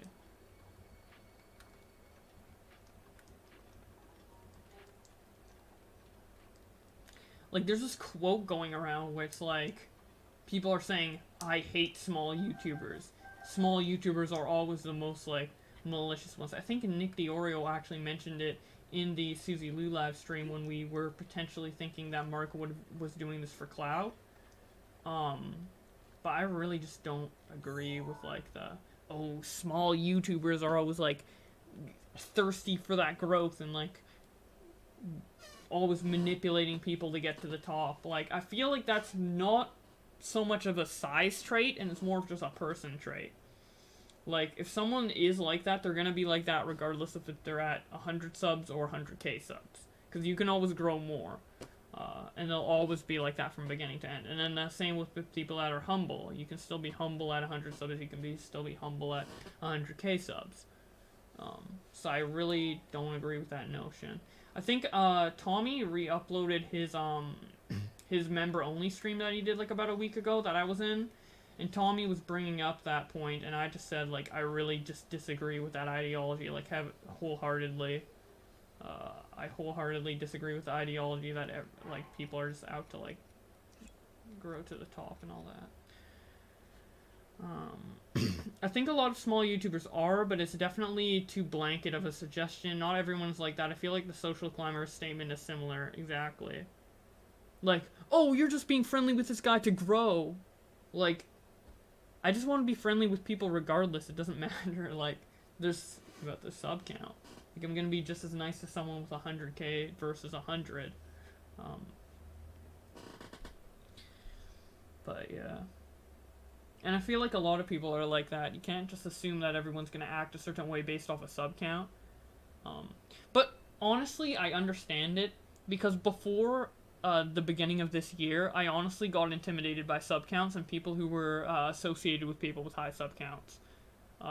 But that all like went away after January was completely done. After Keemstar came on my stream, and after I was talking with Pokemon in DMs for like so long, and actually got a chance to voice chat with her, all of that stuff went away from me personally. But I can understand why people would still have that mindset, because I mean that's the exact mindset I had back then, like a couple months ago, and I was still doing YouTube for 8 years at that point. Like it's not like I was stupid, you know. It's just something you have to get used to. But it's like with anything, like once you do it enough times, you get used to it, and it's not as big of a deal. So I guess I do understand that small YouTube mentality, but it's just not something I relate to. And I see a lot of smaller commentators who are smaller than me, and I don't really see them as people like that either. So I do think it's too much of a blanket statement. How's stuff going between you, Sam, and Max? Do you still talk? Yeah, we still talk. The relationship I have with wait. How do I make the food where like you're not cold anymore? I have to like cook, right? Don't I have to get like a bundle of wood and then put torch down? Do I actually have to kill these enemies? I swear, because enemies are so hard in hard mode. But yeah, what's going on between Sam and Max, which by the way, if you guys don't know, is Chaos Spender and Bobry18, who are people that I've been YouTube friends with for like 5 years now, and we did collaboration videos together. We still talk. But with me and Sam and Max, we're at the point where our friendship is so strong that we literally don't have to talk for months, and then we could talk again, and everything's like so cool. Out of everybody online, I think my relationship with them is like the tightest. There's nothing that I can say, that they can say, that any of us three could do to where our friendship would be destroyed. There is absolutely nothing, unless someone's like a murderer or pedophile or something extremely serious. But like, yeah, I love Sam and Max. They're great friends. I don't think you have to be mentally ill for someone to observe sociotypical signs in others, or even them in the long run when the viewer is immersed heavily into IRL, online and social media platforms it's on. Not sure what you're saying. Maybe I read that wrong. But, yeah. Even PewDiePie's humble, and he's nearly at 92 mil. Dude, PewDiePie is so humble, and it's great. I love people like that. And the fact that PewDiePie's humble should show other big creators that it's like, hey, maybe tone down the ego. Maybe tone down the ego. Because that shit really bothers me, the huge ego. Like, dude, when fucking Suzy Lu interrupted me during that live stream and was, like, trying to be like, you're a bunch of nobodies, and it's like, okay, I'm doing it, calm down, one at a time. Like, that shit fucking pissed me off. Fuck that shit. Seriously. God damn. Yeah, apparently it's a common criticism of me that I'm a social climber, but I literally never asked for a handout ever. Even when Keem helped me, he offered. I didn't ask him, so honestly, you don't understand the critique. That's what it is, I guess. I think it's only Tommy C and his fans saying that. I mean, you would know better than me, but I think it's only them. I do need a cooking pot. I'll unpause and play in a second. But yeah, I read some of that Twitter post that you made, Tipster, the like 11 tweet Twitter thread. I only really read like the first 1.5 tweets, but I kind of got the gist of it. I really don't feel like that was a necessary Twitter thread to make. I felt like people don't really see you as a social climber, but again, I honestly have a problem with seeing stuff from other people's perspectives. Like an audience perspective, I have a huge problem with that. I just see stuff from my perspective and assume everyone thinks the same way. Well, not directly, but subconsciously. I can't really that's like a huge issue with me personally that I need to work on.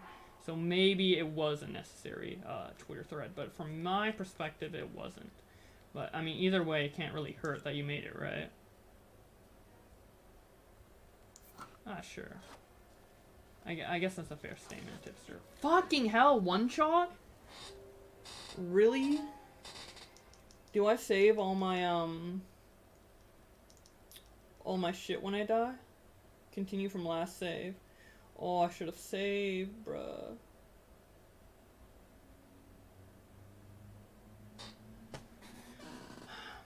Yeah, sometimes you do just need to give your opinion on that shit. Like today I made an opinion on Augie and Tommy, like kinda calling for people to make videos on Suzy Lu. I kinda made a comment on that when I really didn't need to. But I just felt like I need to give my opinion, because even though like Augie's my boy, and I would never like betray him or anything like that, I definitely don't 100% agree with like the ideology of like everyone has to be talking about it and shame on you if you don't talk about Suzy Lu. I really just don't agree with that at all, especially considering that there's a lot of topics that that like Tipster and Augie and other people like haven't talked about that are copyright strikes.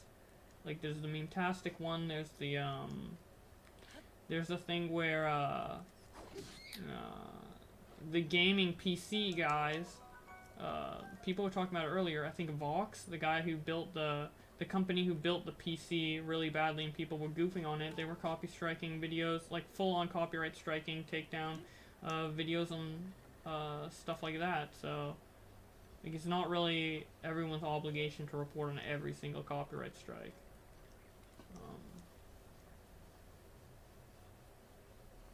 Then it gave me an opportunity to apologize for being an asshole in the past few months. You haven't really been an asshole in the past few months. It's like minor infractions, man. Like people are way too critical of that, in my opinion. But hey, as a public figure, you gotta be more careful with that stuff, so, like, I'm not gonna say that, like, the apology's unnecessary. It's just that people fucking nitpick way too much, man. You're not haven't been acting like an asshole. In my opinion. Like, obviously you do pop off and you say stuff like, yeah, Susie Lou, you're a fucking bitch and shit like that, which is obviously probably a little, too far, but, like, I mean, it's understandable. It's not like, hey, Tipster's a bad person just because he said something like that on Twitter. Let me see if I can kill this guy. I'm gonna be dead in one more shot. Jesus Christ. Hard mode is definitely the hardest at the beginning of the game because you actually have no fucking equipment. And I'm naked and afraid. Wait, I should probably equip my fucking armor. Am I retarded?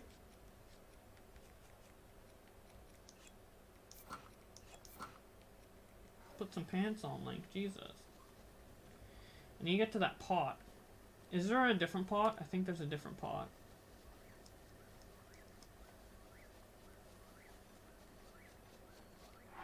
What materials do I have? Because I think there's a way to, like, start a fire if I have, like, coal or some shit. Maybe others don't think so, but for me, I feel like I haven't been myself. Dealing with a lot of personal shit IRL, and it's made me a dick lately. Yeah, that makes sense. Yeah, for sure. The apology definitely wasn't, completely unnecessary. Yeah, I relate to that, for sure. Like, there's been stuff where, like, I feel like, there's been stuff that is happening to me, like, IRL and also online, that has influenced me to be more of a dick than at other times, for sure. Just in general. I don't remember what situation it was, but there was one situation where I felt like I was, like, way too, like, assholey, and I didn't really feel like myself, and the way I reacted to it. I think it might have been a Pokemon thing. Or something, I don't know. But, there's been times where I definitely haven't been as mentally well as, I would like.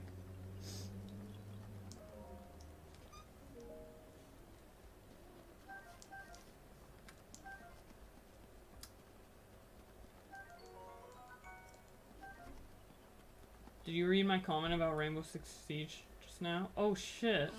I'm reading comments I'm missing comments all the time. I'm just saying Rainbow Six is worth a shot. You don't have to buy it, but watch some videos.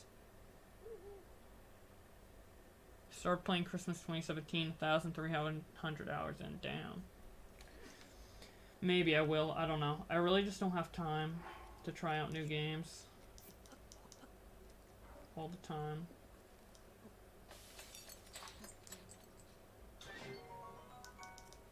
Okay, there we go. Just getting back into the flow of things with this game. I think I'll catch on to all the mechanics relatively soon. Got 10 minutes, let's go. Yeah, I love this game a lot. This will be a good stream game to play, because I can just kind of relax and, like, there's not really much stuff I need to focus on, like, super heavily. It's a good, like, playing in the background type game.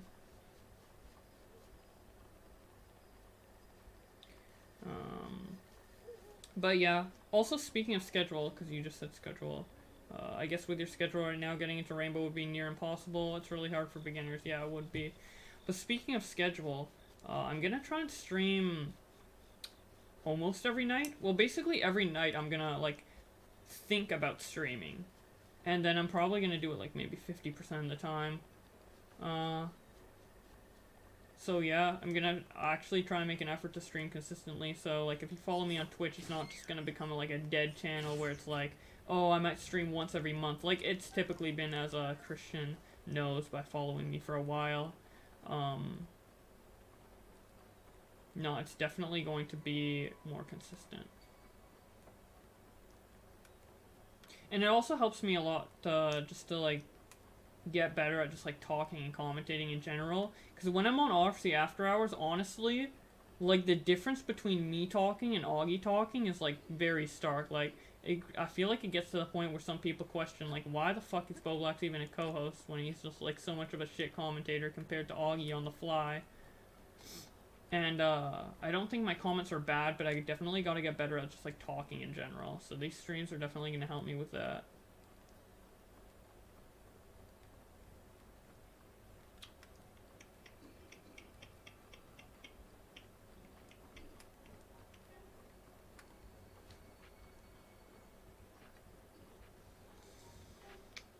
How are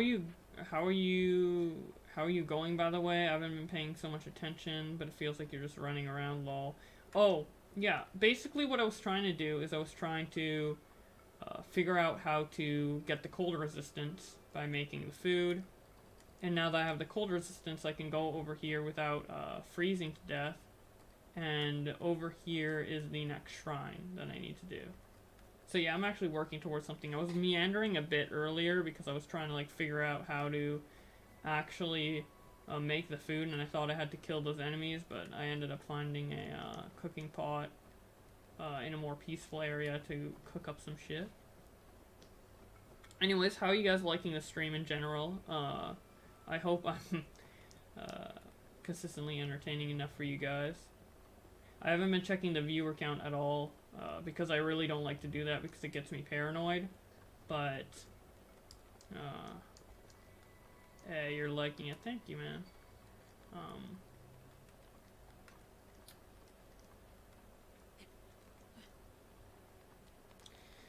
think you mentioned you were a girl earlier, so I accidentally said man, so I apologize for that. But, yeah. Your view count has been pretty consistent, which is good. Nice. I'm glad you guys are enjoying it. I know it's not necessarily as upbeat as something like After Hours would be, but it's, I do like to talk with people and just chill and play games on Twitch. It's definitely a lot of fun. And I enjoy reading your guys' thoughts. Oops, I did, but fine. Yeah, my bad there.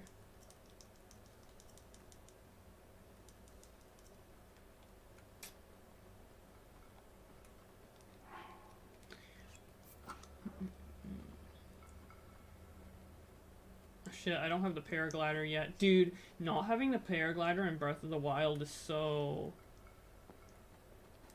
annoying. Dude, when I first played this game, I actually never made the cold resistance food, and I just straight up like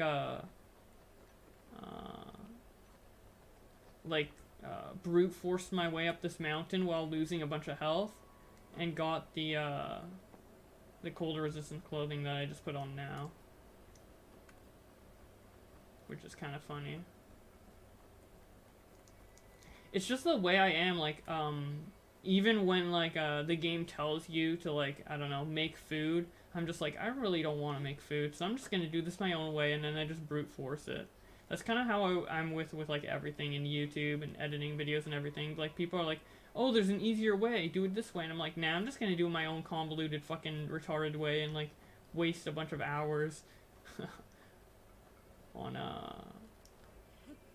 because I don't want to be convenient for whatever reason. Like, for the longest time I was like, I have these two monitors, but I don't want to connect them because I don't need two monitors, fuck that shit. But then recently I was just like, okay, well maybe I should actually do it, and it's been helping a lot.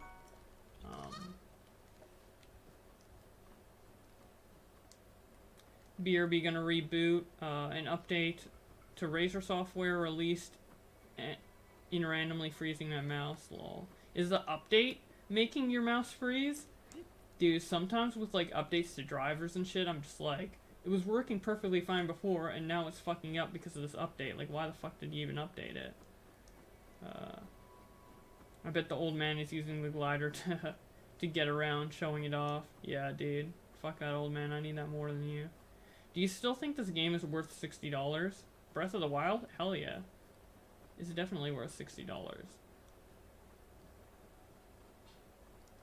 If Breath of the Wild was $100, I'd say it's worth it. Anything more than that, I'd be like, But Breath of the Wild is one of those games where it's like, yeah, it's well worth $60.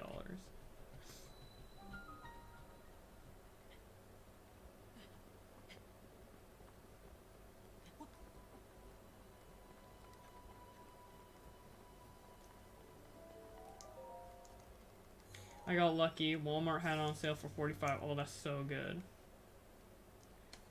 Getting for Breath of the Wild for anything cheaper than $60 would be a steal, in my opinion. But I don't know. I just personally like the game a lot. There's a lot of games where I feel like people buy them because other people say it's good and it's $60 and then they don't personally like it. It's not their cup of tea. And you're like, holy shit, this is not worth it. Overrated. Which has definitely happened to me a couple times. Dude, Shovel Knight is one of those games where I'm a huge platformer fan. Platformers is probably my best genre in terms of game skill. But I hate Shovel Knight. I really don't like it. Everyone said Shovel Knight's such a good game, 10 out of 10. And I played and I'm like, dude, this game just really appeals to the people who reviewed it. It's not... Shovel Knight's extremely overrated. Not a huge fan of that game. I feel like people like praise it as if it's like the perfect game. And I feel like that's an issue because I feel like there is good in Shovel Knight, but the developer, there's like... there's a lot of improvements that could be made to Shovel Knight to make it a really good game, because I do see glimpses of like greatness in Shovel Knight, but I feel like the developers will never know what they can improve on because no one's criticizing it. Everyone's just saying it's universally good and not pointing out the flaws. I feel like that's super bad. But hey, they haven't even made a sequel to Shovel Knight yet, so... If the game ends up turning out great, then maybe I'm wrong. Fuck this guy.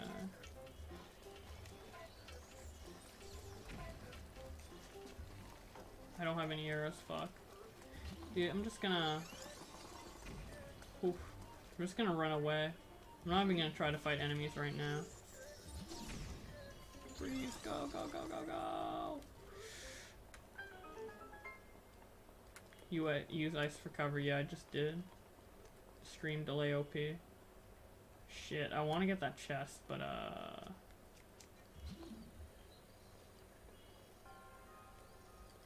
whatever, too risky. There's probably nothing even that good in that chest anyway.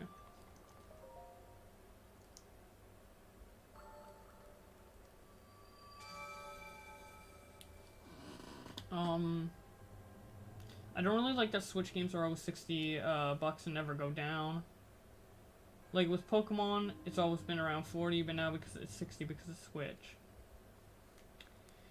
Yeah, I guess that does kind of suck. Especially since they're gonna start moving over like 3DS titles, like 3DS franchises over to the Switch. And typically handheld franchises over to the Switch and handheld games have typically been less. I feel like maybe there should be like $40 Switch games and then like $60 Switch games. Just depending on how much content there is in general.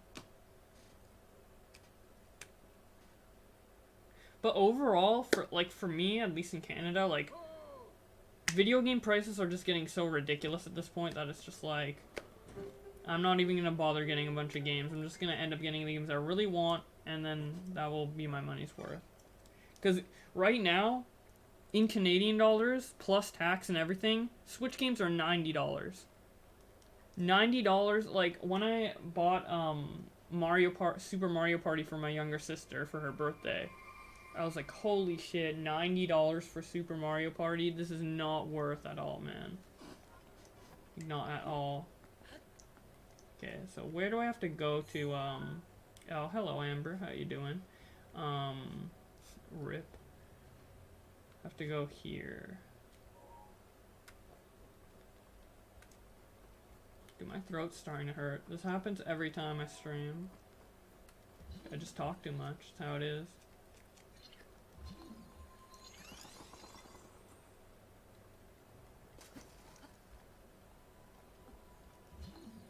That's crazy for CAD. I always wait for sales long enough.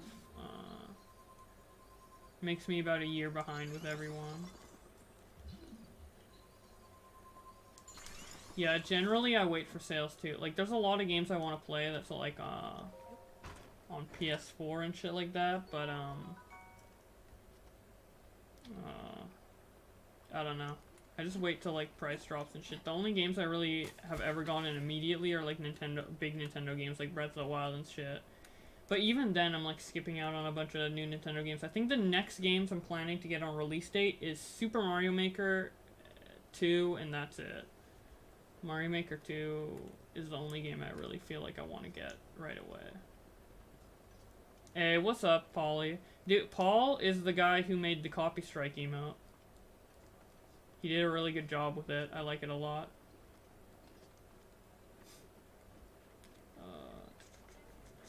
I need to not die. I'm gonna die. I'm gonna get fucked. Literally die in 2 shots. Wish there was water right below me so I could just jump into it. Luckily, these guys have no ranged attacks, so I am all good to go. Amber's here. Family gathering stream again. What family gathering stream? Oh, no. Do you think Amber's my sister? No, Amber's not my sister. Because I did have that stream I did like a couple years ago where I had my sisters on. I had Jamie, Emma, and my mom on. Because my mom was trying to get in contact with me, but I was streaming, and I'm like, hop in the stream, I don't care. And then that happened.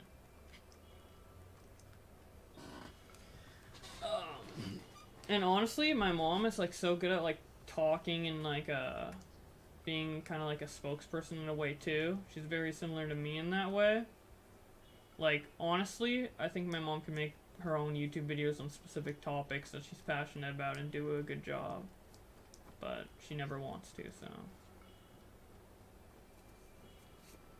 But yeah, I liked that stream a lot. It was pretty funny. Might do it again sometime if they really want to, but I honestly don't know how it would go.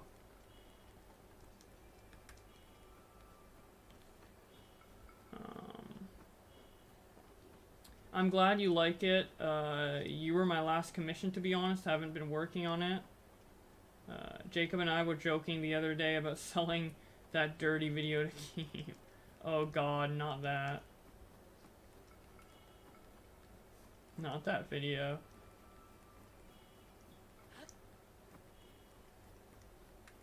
I'm not even gonna mention about what it is, but yeah, they have people who have known me for a long time, especially before I like before 2019, they have a lot of dirt. They have a lot of dirt. Someone could drop a nice exposed video on me if they really wanted to and make me look like a retard.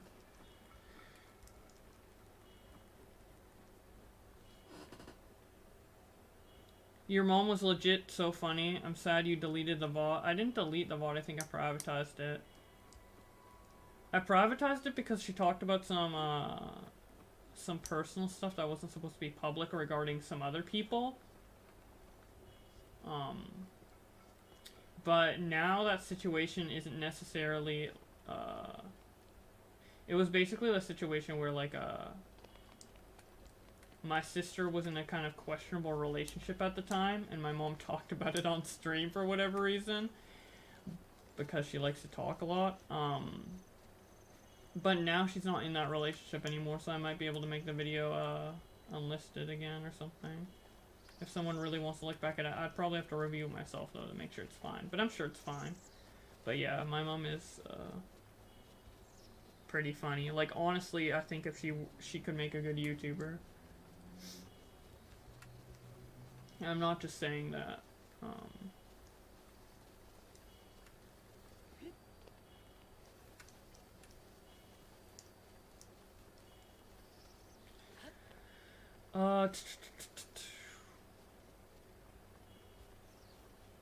I still think it's private on my channel. I love it, dude. Not gonna do shit. It's funny. Yeah, it is pretty funny. I need to get a Switch. I have yet to play this game. You really haven't played Breath of the Wild? Holy shit, dude. This game's amazing. You should. Okay, I need to go over to the temple, which I completely passed. I need to get some water soon. My fucking throat's dying.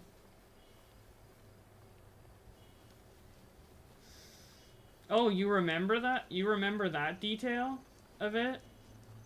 Yikes, I guess it was really memorable. Yeah, there's honestly, in my life, specifically with my family drama in particular, there's a lot of shit that would be so juicy. Like, shit like fucking Suzy Lou copy striking, Just Destiny, all that shit, it, like, pales in comparison to, like, the amount of, like, entertainment value that's in, and the juiciness that's in the drama that I actually have in real life. Like, honestly, drama on the internet is a fucking break from drama in real life for me.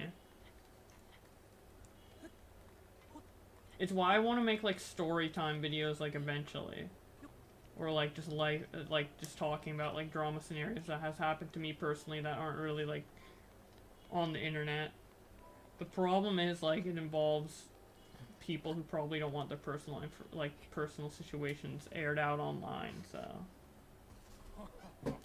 But I might be able to word it in a way where I'm like, okay, let's just call this person Dave or something when their name isn't really Dave, like how other people do it. Yeah, false names and stuff.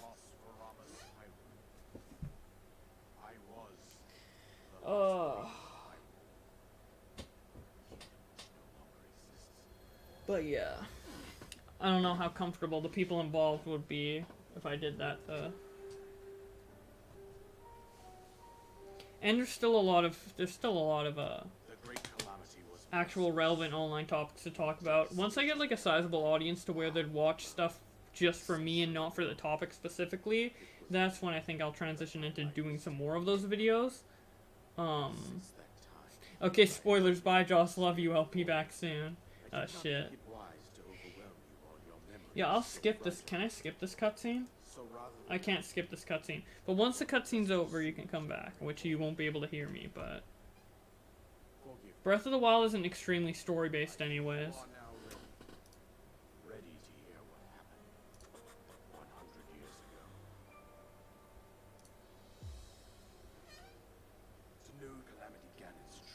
Okay, I'm gonna get water while this fucking cutscene plays.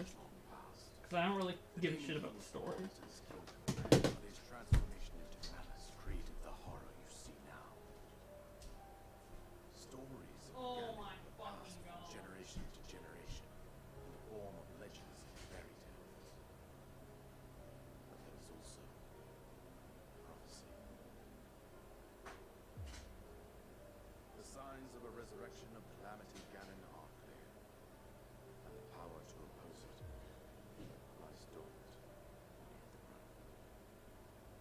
Decided to heed the prophecy and began excavating large areas of land. It wasn't long before we discovered several ancient relics made by the hands of our distant ancestors. These relics, the divine beasts, were giant machines piloted by warriors. We also found the Guardians, an army of mechanical soldiers who fought autonomously. This coincided with ancient legends, oft repeated throughout our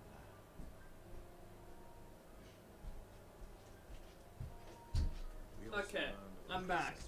I have a story to tell. I have a bit of a story to tell. So remember a while ago in the stream when I said, it was getting pretty hot in here, I don't know why, and I opened my window?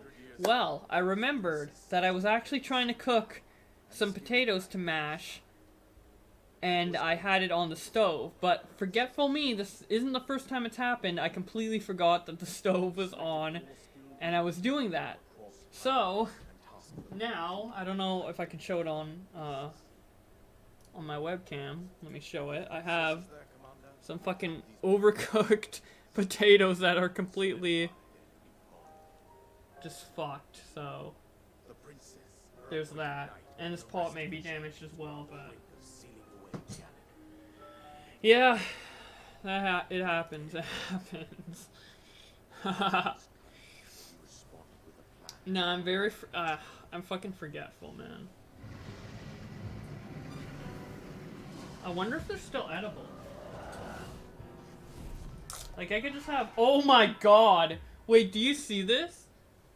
Wait. Let me try and, like, show my camera so I can see it.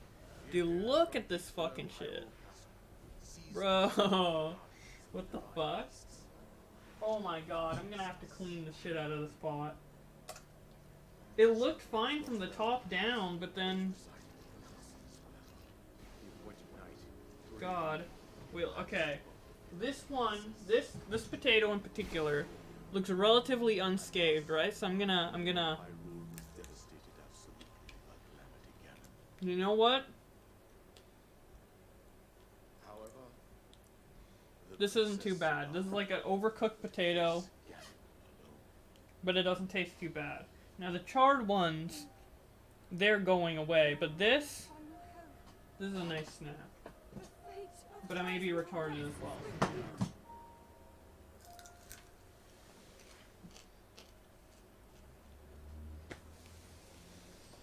Ah.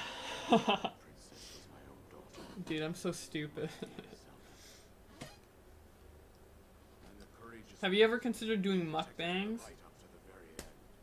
Dude, Amber, you know the stomach issues I have, dude. I'll have like a mukbang in front of me. I'll like eat like 2% of it and then be like, I'm done. I can't eat it anymore. And then just talk in front of food for the rest of the time, not eating anything. That's how it would be. Mukbang videos. Dude, I could honestly make any type of content on YouTube and I'd be happy. I could make mukbang videos, I could make vlogs, I could make Reddit videos, I could make anything and just be happy with it. Because I just like making content in general. Like, I've considered doing every type of content. And I think I've attempted to do a lot of type of content as well.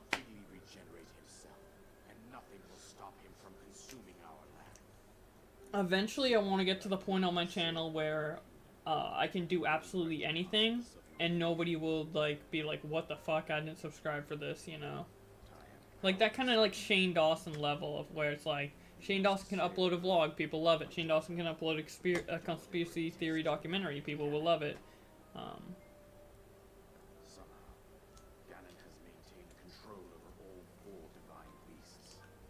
Yeah, I agree. Reddit videos are kind of like a new lazy trend for easy profit, but there's always going to be videos like that on YouTube.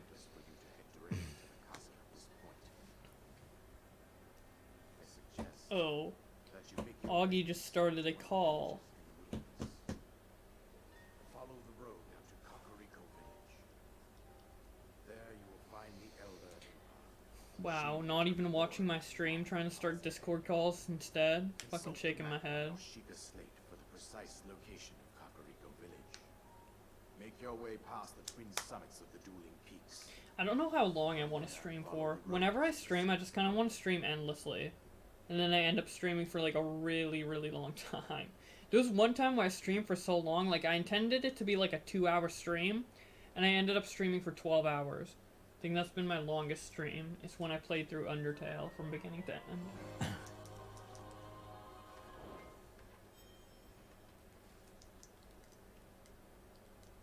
But yeah, that's kind of why I stream really late at night. Is because it gives me like a window to where I'm like, okay, I'm too tired, now I stop streaming, you know? But if I stream in the middle of the day, then it's a bit, or like the evening, then it's a bit like, I guess a bit crazy. But I'll promise you guys, I'll try not to stream for 12 hours. I won't take up that much of your time. Plus it's not that, it's probably hard to watch back a 12-hour VOD. If you end up watching VODs. By the way, I actually upload my stream VODs onto another channel, which is in the panels below. It's my stream archive channel, and it just has all my Twitch streams that I do re-uploaded there. So if you miss one, and then the past broadcast isn't on Twitch anymore because it only has a 14-day limit, you can watch it there. So there's that. I think the longest I've streamed is 7 hours, and that was because of Kingdom Hearts 3. Oh hell yeah, dude! Did you do that launch day stream?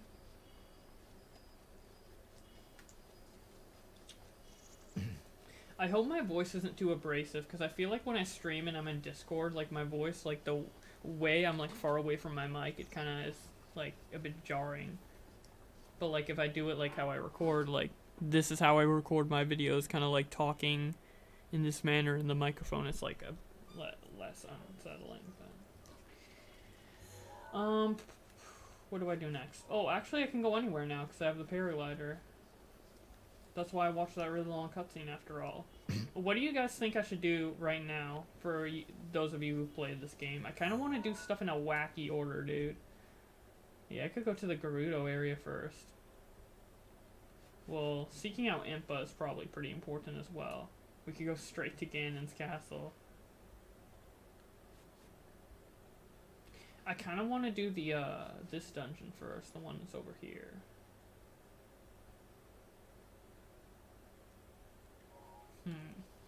There's a lot we could do.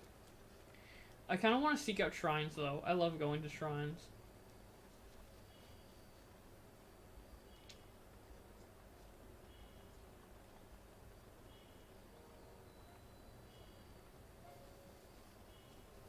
Sadly not, because UPS fucked me over. Ordered Kingdom Hearts 3 PS4 Pro and it came in a day later. Ah, okay.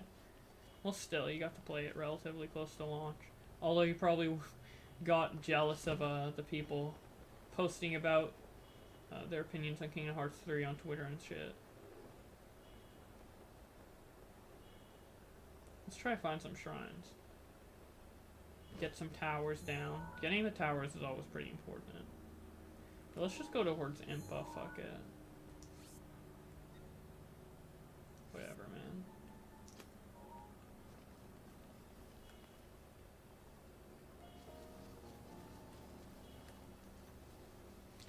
What even happens once I get to Impa anyways? I'm pretty sure like something kind of important happens. I think it just unlocks a bunch of missions.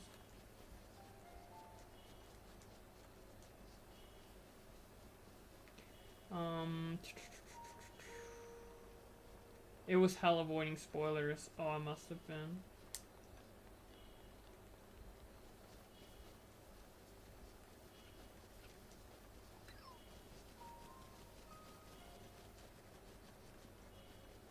This game's like a really passive and relaxing game too, because there's a lot of other games that are Zelda games that are just like duh, duh, duh, duh, duh, duh, and they're like all like epic and like in your face, which is fine, but it's nice to have like a kind of laid back game. I say that as a bunch of fucking eyeball monsters come up. Fucking get off me.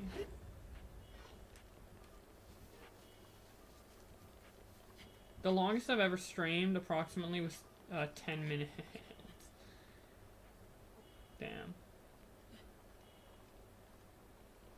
I guess for people like you, the record would be like, how long have you ended up watching a stream from, like, all the way through?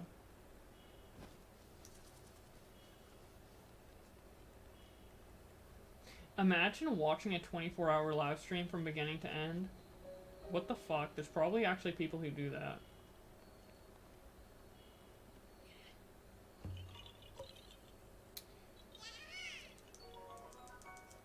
I'm at Impa right now. It's just a bunch of long-ass cutscenes and then, main quests. Oh, yeah, it shows, the main quests that you can do. But then it like, starts that off, so don't I have to go to Impa to like, unlock, to unlock the shit? Like, the 4 main dungeons? Okay. Then yeah, I'm gonna go to Impa just so that's unlocked so I can end up doing it. And then from then on, it's just roaming around and doing retarded shit. The best part about Breath of the Wild. My record for stream watching is definitely for you. Oh damn, thank you. Did you watch like all of the Undertale stream?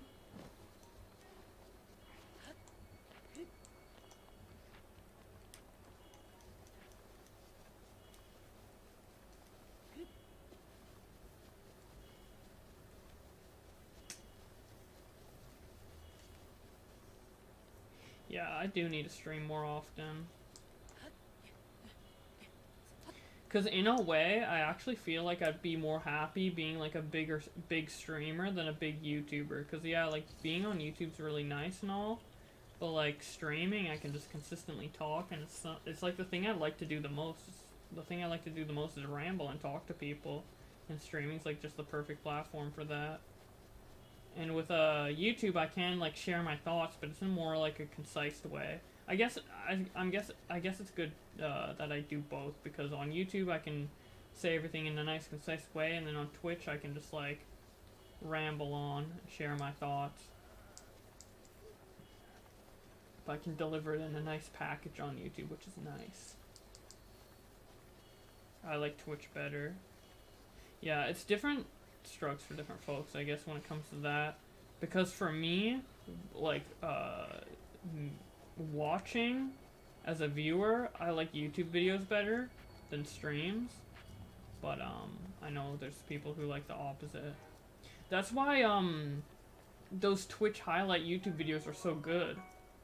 Like, Tyler One's YouTube channel, Pokemon's YouTube channel, I'm a Cutie Pie's YouTube channel, other streamers' YouTube channels, where they just have, like, one dedicated editor to edit down a stream VOD and make a nice YouTube video out of it. That's why those are so good. YouTube is terrible for gaming right now, really. I guess. The commentary scene is kind of blowing up now, so it's like, less gaming related.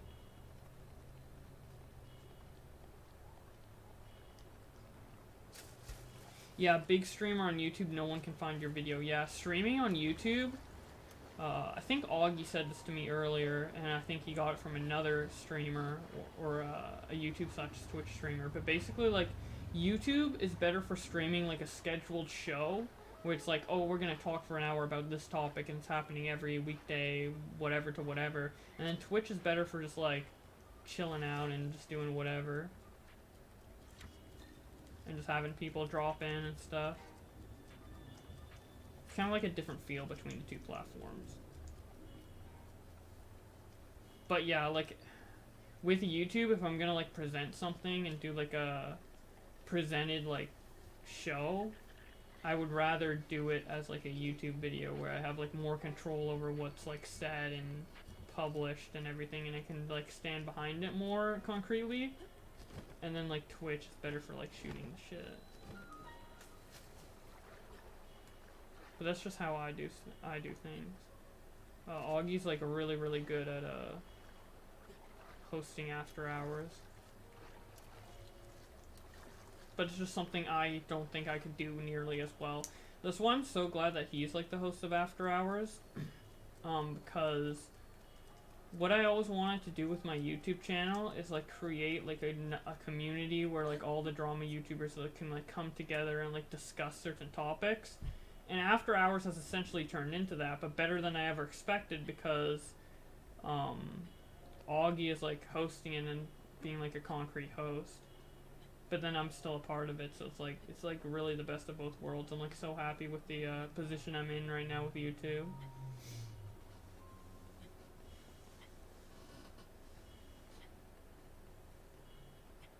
And After Hours is one of those shows where it's like, I don't watch a lot of live streams, but I guarantee if I wasn't a host on After Hours or ever on After Hours, and I wasn't, like, a YouTuber or whatever, basically, I would still watch After Hours. I would love After Hours as a viewer as well. So yeah. Someone's knocking at my door. I will be right back.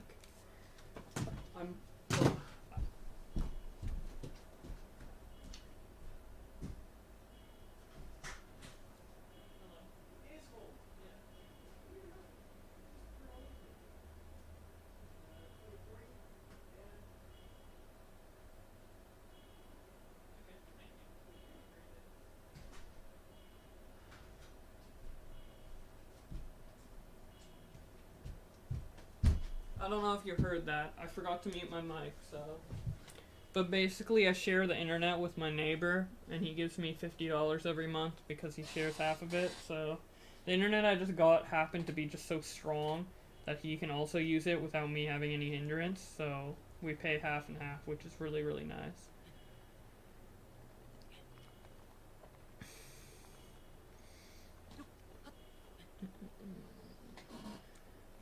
I missed the show while it was live, catched it afterwards.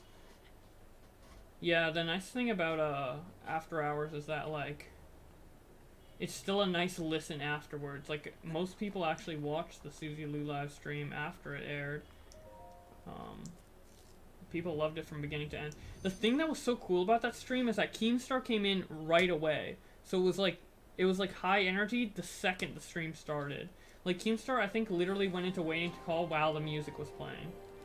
And then the thing, I did criticize Augie for the music earlier, and when we're just having like a pretty tame, like normal after hours stream, it is kind of like, well, I just want to get on with the show a bit. But the thing is, the music builds hype. The music builds hype, especially with the Suzy Lou one. Like, if you watch back the VOD and you know to an extent what's going to happen, like, say you watch Rebzilla's video, or you watch Tipster's video, or you watch my video, and you're going to watch the full stream, and you know what's about to come up, the first 10 minutes of music is, like, such a hype builder. And I like it a lot. And also, as a co-host, it helps me kind of, like, gather myself for the stream and get, like, ready to present for when we actually go live. And it's not necessarily like, oh, I'm just trying to get into the mood, you know? Hey, I got the shrine sensor. Fuck yeah.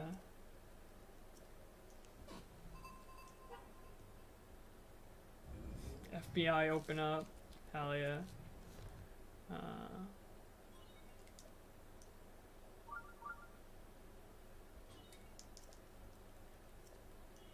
Okay. Shrine sensor is now on. Also, these floating enemies weren't in normal mode.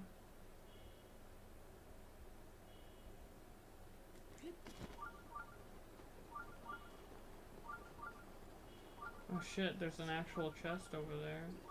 I don't think I'll be able to reach it. Will I? Take your bets, take your bets. I'm betting no, I'm betting no. Yep, I just missed it.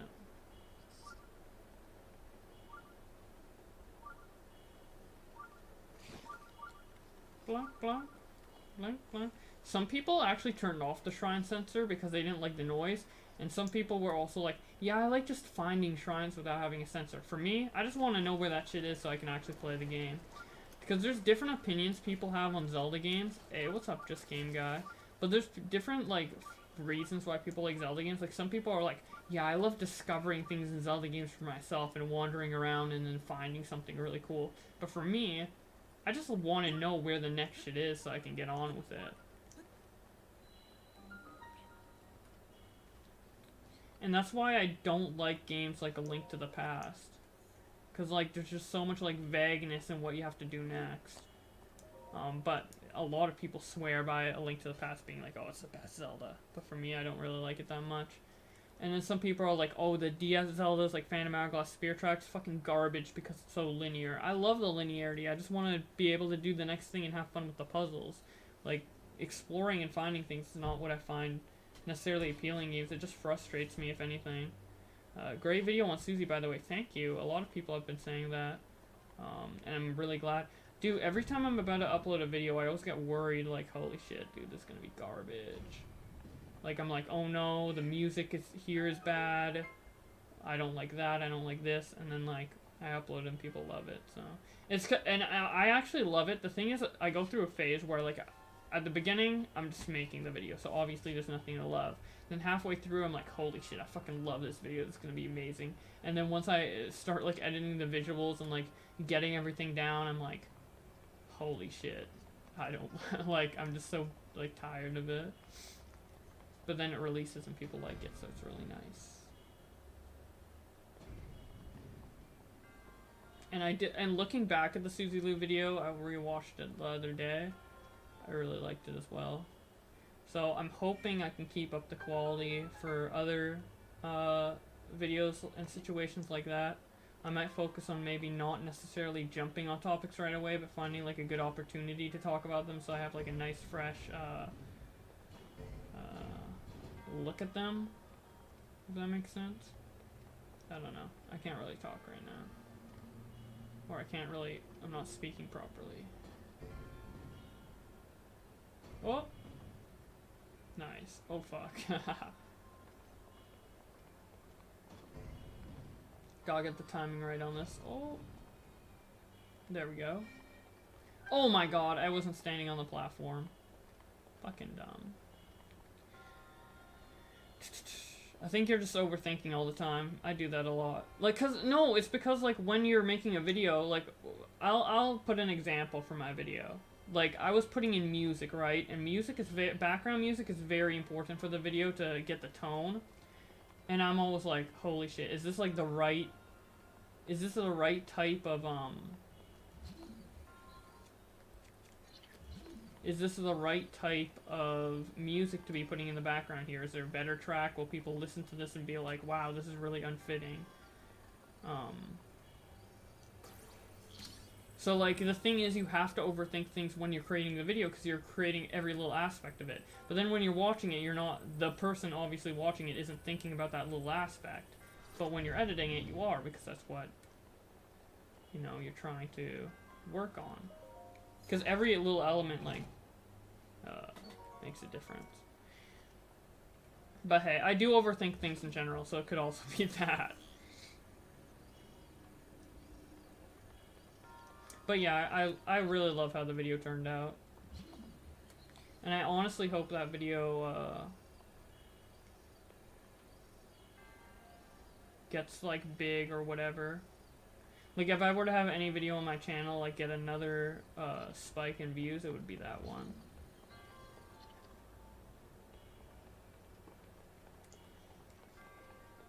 But yeah. I always gotta look for the little flaws in my videos, though, because then my videos will never improve. Because people said the last video was good, and I agree. I think my last meme-tastic video was really, really good.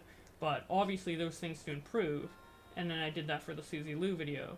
And there's stuff to improve from the Suzy Lou video, too. So, in a way, it's good to overthink with video creation, because then you can just, like, keep making gradual improvements on the things you overthink about, and then overall, the product will be better.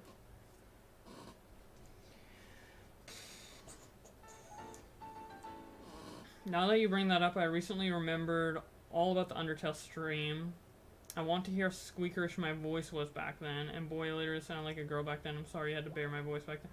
Dude, I am the last person to criticize on someone's squeaker voice, because I've been a squeaker for the longest time. Even now, I would argue that my voice is not deep enough for my age.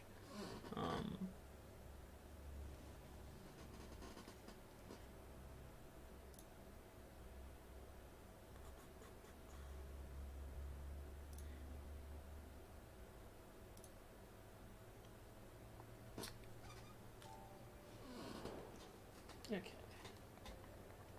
How long have I been streaming for? I'm actually curious. Also, I really appreciate the tipster raid that we got. I hope some of you actually came from that raid and enjoy the stream enough to follow. Because I do want to do these more consistently.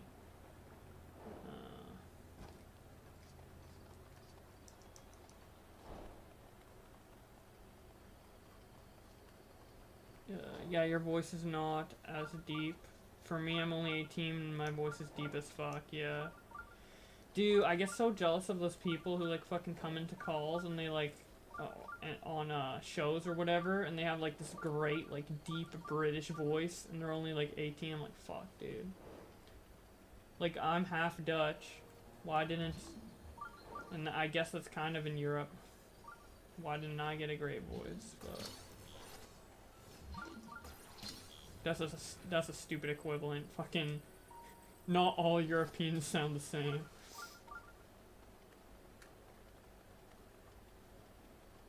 Okay, I'm trying to avoid these enemies. I don't want to get fucked. People think I'm like 30 years old. Oh, damn. Hey, it's better for people to think you're older than younger. It was really annoying because when I was like 16, 15... my voice was so high-pitched that I was to the point where no one took me seriously. Now I feel like it's at a point where it's like, yeah, people can still take what I say seriously. It's not that, like, fucking extreme, but...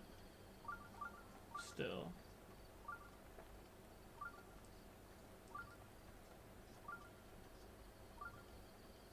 How is the Netherlands kind of in Europe? No, I meant that, not all Europeans sound the same. Netherlands is in Europe. I'm not that inept with geography. I'm not one of those fucking Americans who is like, what provinces are in Canada? Isn't there like a Quebec?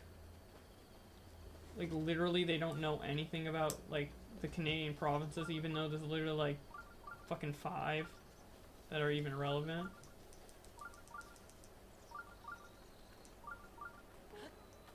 Like, at least know fucking Ontario and British Columbia. Like Alberta, Saskatchewan, Manitoba are kind of just like whatever, but at least know those. But nah. Can't expect Americans to be smart, am I right? And that's where my viewership drops immediately because I'm just fucking making fun of Americans for no reason again. The classic, dude.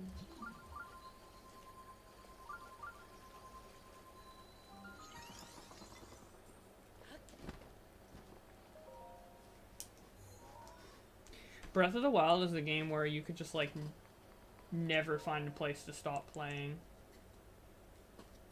Just play that shit forever. It's why I'm gonna start streaming it more, because it's a nice, relaxing stream game to play. Luckily for me, Puberty rolled out a couple of years ago. I have family in New Brunswick, and then St. John. Nice.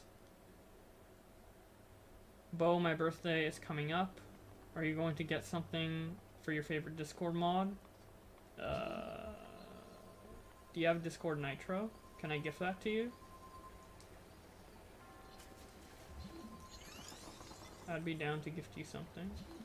Oh shit, I probably shouldn't say, I know it's a joke, I probably actually shouldn't say that, because I don't want, like, a bunch of people to fucking message me, hey, it's my birthday, Bo Blacks, hey, it's my birthday, can you give me something, it's my birthday. Like, jeez. Yeah, I know I didn't have to, I just was legitimately thinking of doing it, but just for, like, I think I just won't, just because, I don't want people to get the idea where, like, I'm just gonna buy them everything just because they say it's their birthday. I really don't want to be taken, I don't want to be taken advantage of in that way.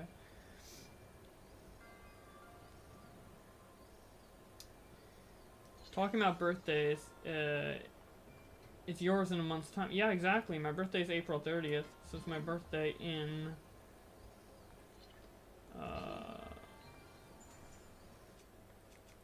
it's my birthday in a month, which is pretty epic. I'll be turning 22.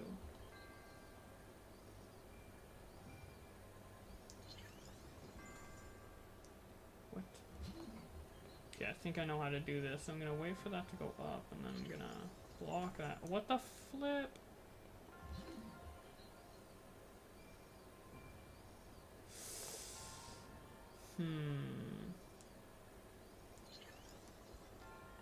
22. You look so much younger. Yep, I look young, I sound young, but I'm 21.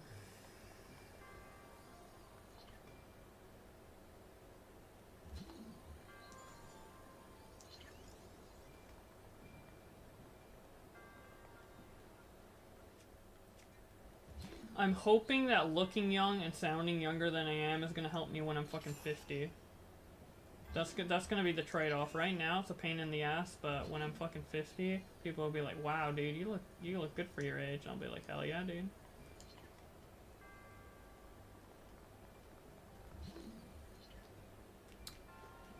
Okay, am I retarded?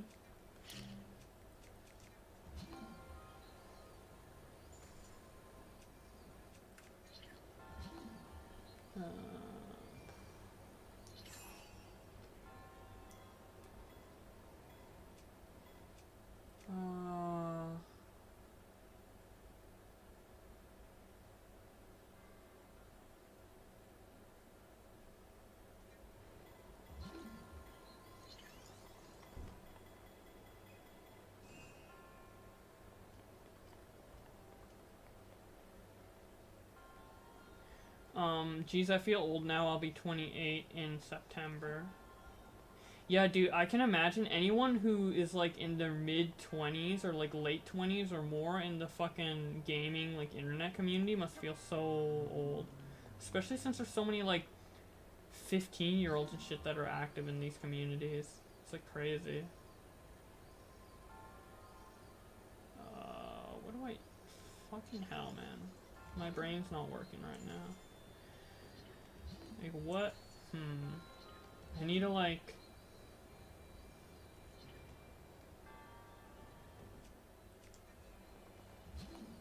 And he like freezes when it's like level. Like now?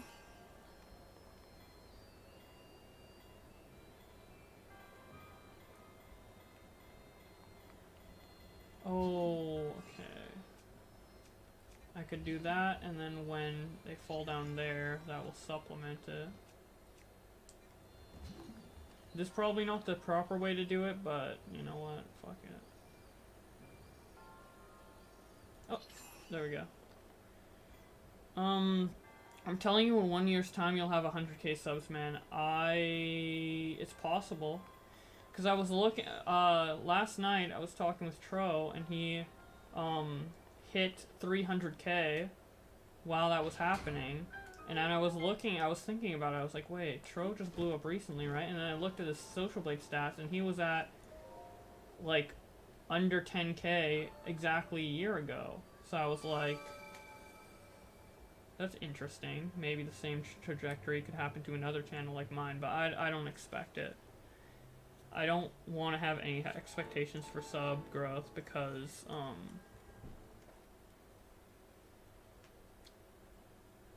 I don't know, I'm just happy with what I have, and if I get any more,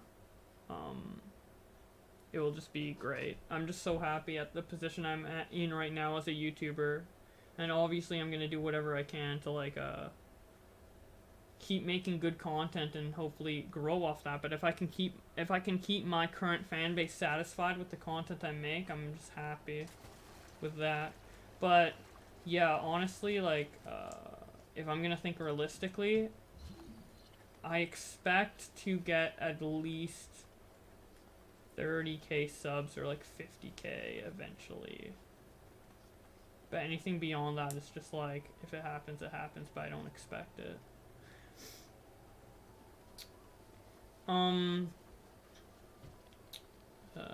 Just check the weather for this week. It's all snow. Where's Impa at? Impa is over here. Yeah, me personally, if I was a YouTuber, I would not want to be super big because I don't think I'd be able to handle a huge audience. Oh, I want to be super big, for sure. I'm just saying I don't expect it. I'm happy with where I am now, and I don't expect to get bigger, like, by an extreme margin, but do I want to be bigger? 100% for sure. If I had 1 million subs or any amount of large audience, that would be fucking awesome.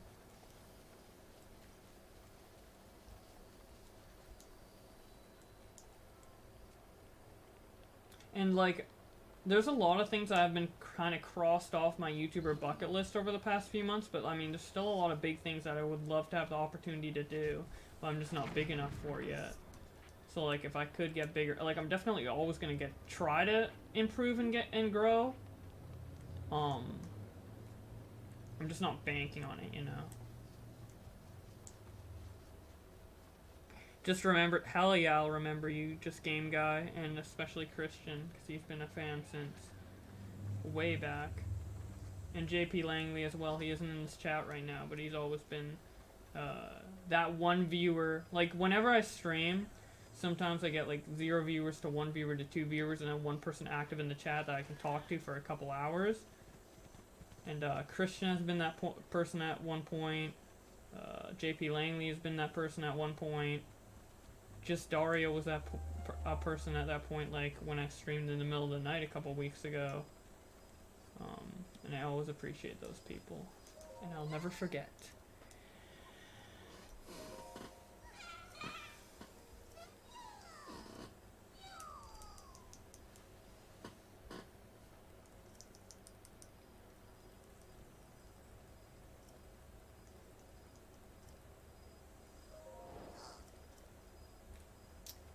Activated that side quest. Forgot exactly what he said, but I'm not reading and I don't give a fuck. Oh wait, I have to give back his maracas. Yes, I remember this. And these are enemies and we're in hard mode, so yikes, I'll do that later. Literally gonna avoid all combat until I actually like build up my weapons and like progress through the game. Then once I become OP, that's when I'm gonna do all the combat based stuff. For now, I just gotta avoid that like the plague. Imagine taking over Keemstar. Oh no, I would not want to be in competition with Keemstar. Keemstar would get so legitimately pissed if I became like competition in any way, shape, or form. He would never want to do that. It'd be a pain to deal with.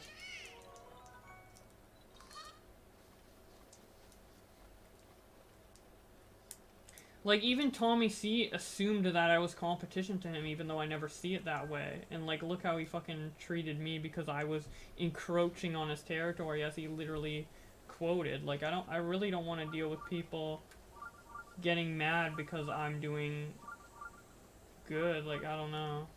I just really don't want to... I want everyone... I mean, views aren't... The thing about views is that they aren't binary. It's not like if one person views one channel, they're not going to view another. Like, there's crossover. And I would never want to be in the position like it was with Scarce and Keemstar, where it's like, oh, I'm going to Keemstar, oh, I'm going to Scarce. I'd want it to be like, oh, I like to watch Boblax and Keemstar. That would be the ideal scenario.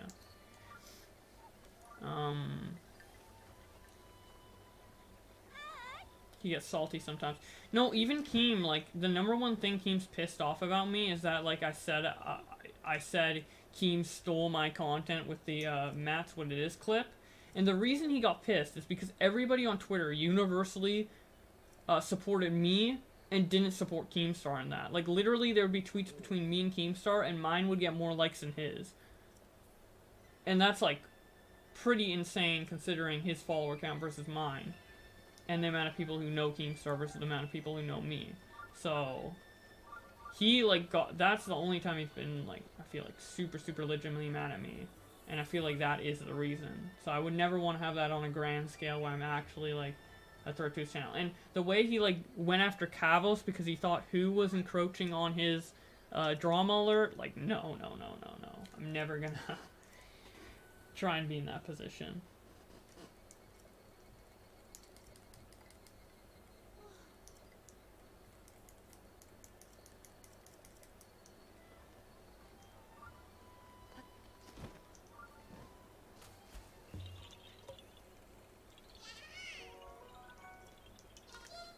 Yeah, beep.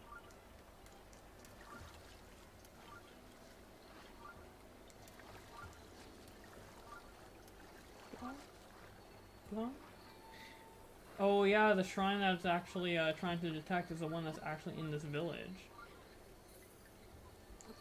Dude, the way I first got to Kakariko Village in my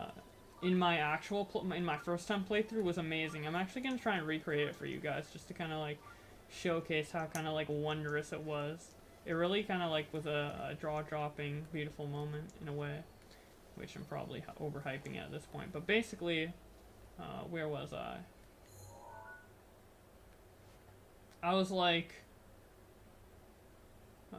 on the other side of this mountain, and I climbed up the side like this, and then I looked at the village from an onlooking view. Let me just try and get the view, not like the actual way I got up there, because the way I got up there was so fucking cumbersome. I just climbed a huge mountain. He was kind of an ass to Kavos, I agree. There's some stuff that Kavos has done recently, though, that I'm kind of critical of. But, I mean, in that specific scenario, for sure, Keem was definitely in the wrong, I feel.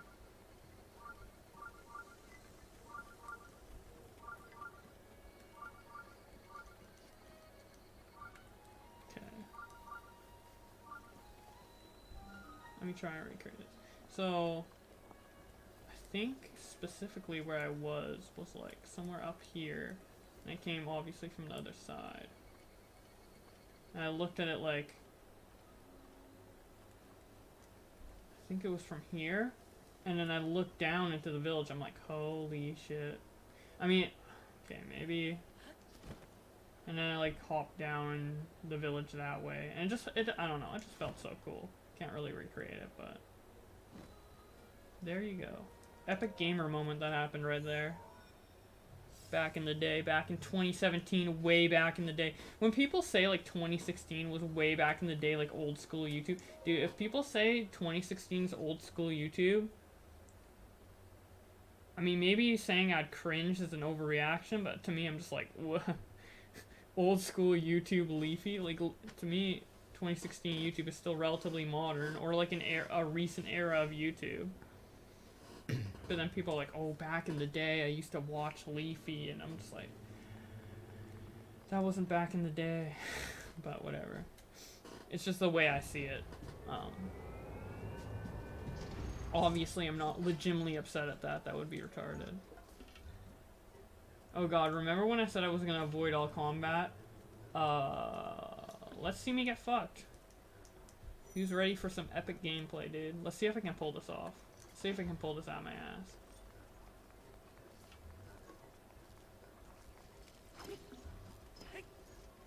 What? Am I not even doing damage to this fucker? Hello? I feel like I'm actually not dealing damage. What?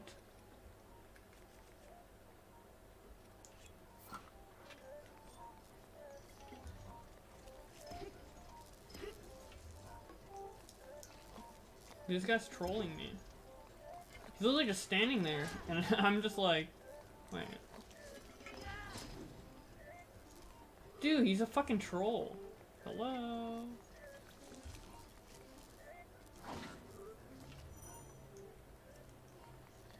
Oh, it's supposed to be teaching me how to play. Wait.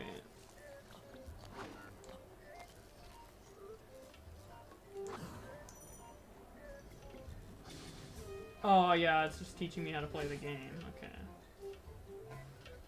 Yeah, I'm retarded. Gotta go, enjoy the stream. Thank you. I'm glad you enjoyed it. Thanks for sticking around for so long, man. Or,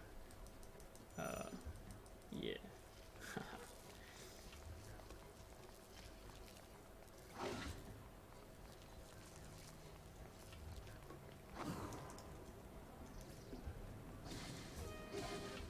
I'm gonna go as well. See you around, Josh. Thanks for sticking around as always, Christian. Appreciate it. Have a good day. Have a good night. What did Cavus do that you didn't agree with? I don't know. I just, not anything in particular. I just really am not a fan of his content recently. Like, it's just like, I feel like he's not really trying to, like, be a good YouTuber and improve. I feel like he just doesn't care about YouTube. But that's just kind of how I feel about it.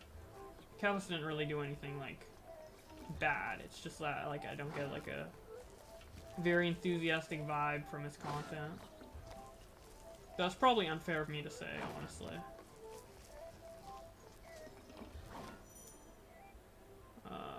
Ready, shield, parry. Okay. Maybe I should read every once in a while, you know? That might help. Ray shield. Wait. Ray shield. Parry.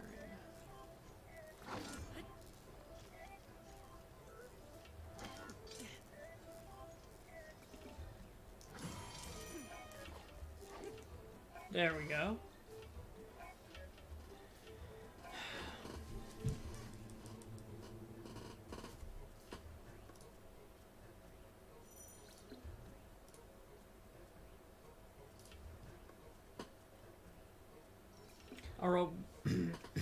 Alright boys, your boy Game Guy wants to play games now, so I'm gonna head out. Okay, thanks for sticking around. After I talk to Empa, I'm probably gonna end the stream anyways, so it's all good.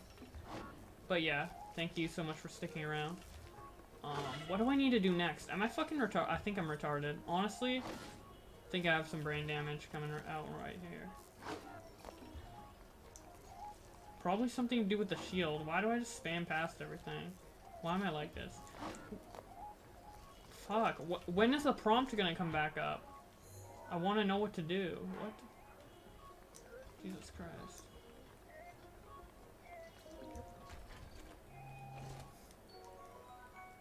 Remember when he would shake his balls in front of the camera saying big English balls? Yeah, that was weird. I mean, I get the joke, but it's nothing I ever personally laughed at. But it's just personal preference, I guess. If you like big English balls being jerked in your face, then maybe he's the content creator for you. Dude, what if, I imagine how many gay guys unironically, like, came up to, like, Cabos and bit like, yeah, dude, I got turned on when you fucking shook your balls in front of the camera. That'd be funny.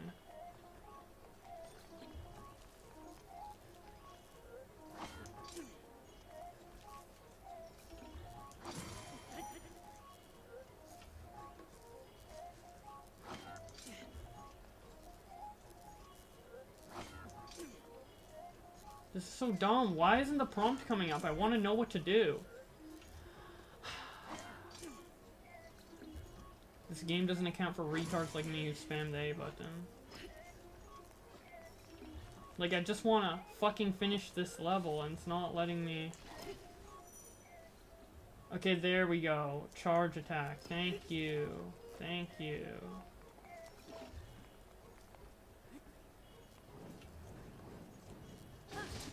CY at.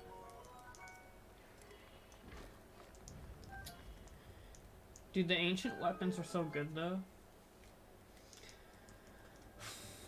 You've done learning these critical skills. Crucial. I can't read.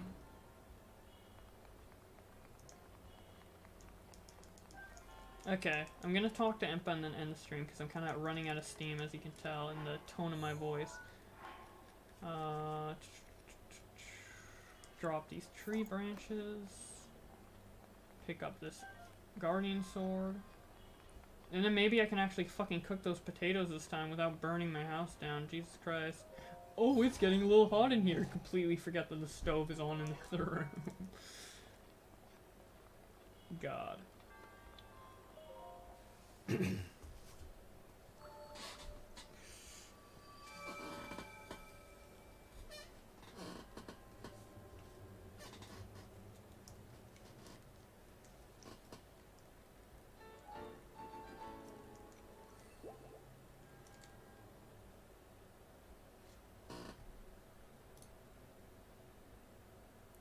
Okay.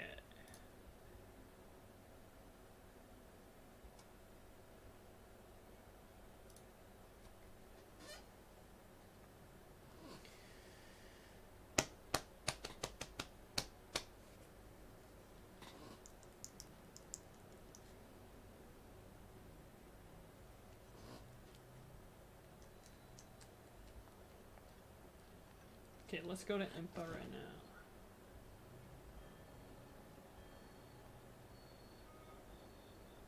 But yeah, there's so much. The thing I love about Breath of the Wild is there's just always so much to do.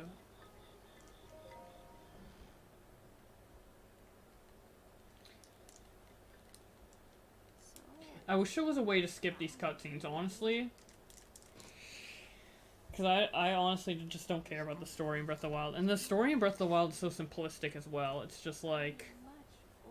Oh yeah. Well, I don't know. It's kind of complicated. I guess it's kind of interesting. There's some interesting premises to it, but like the finer details of it, it's just like nobody cares. At least I don't. Is there like a button combination I can do?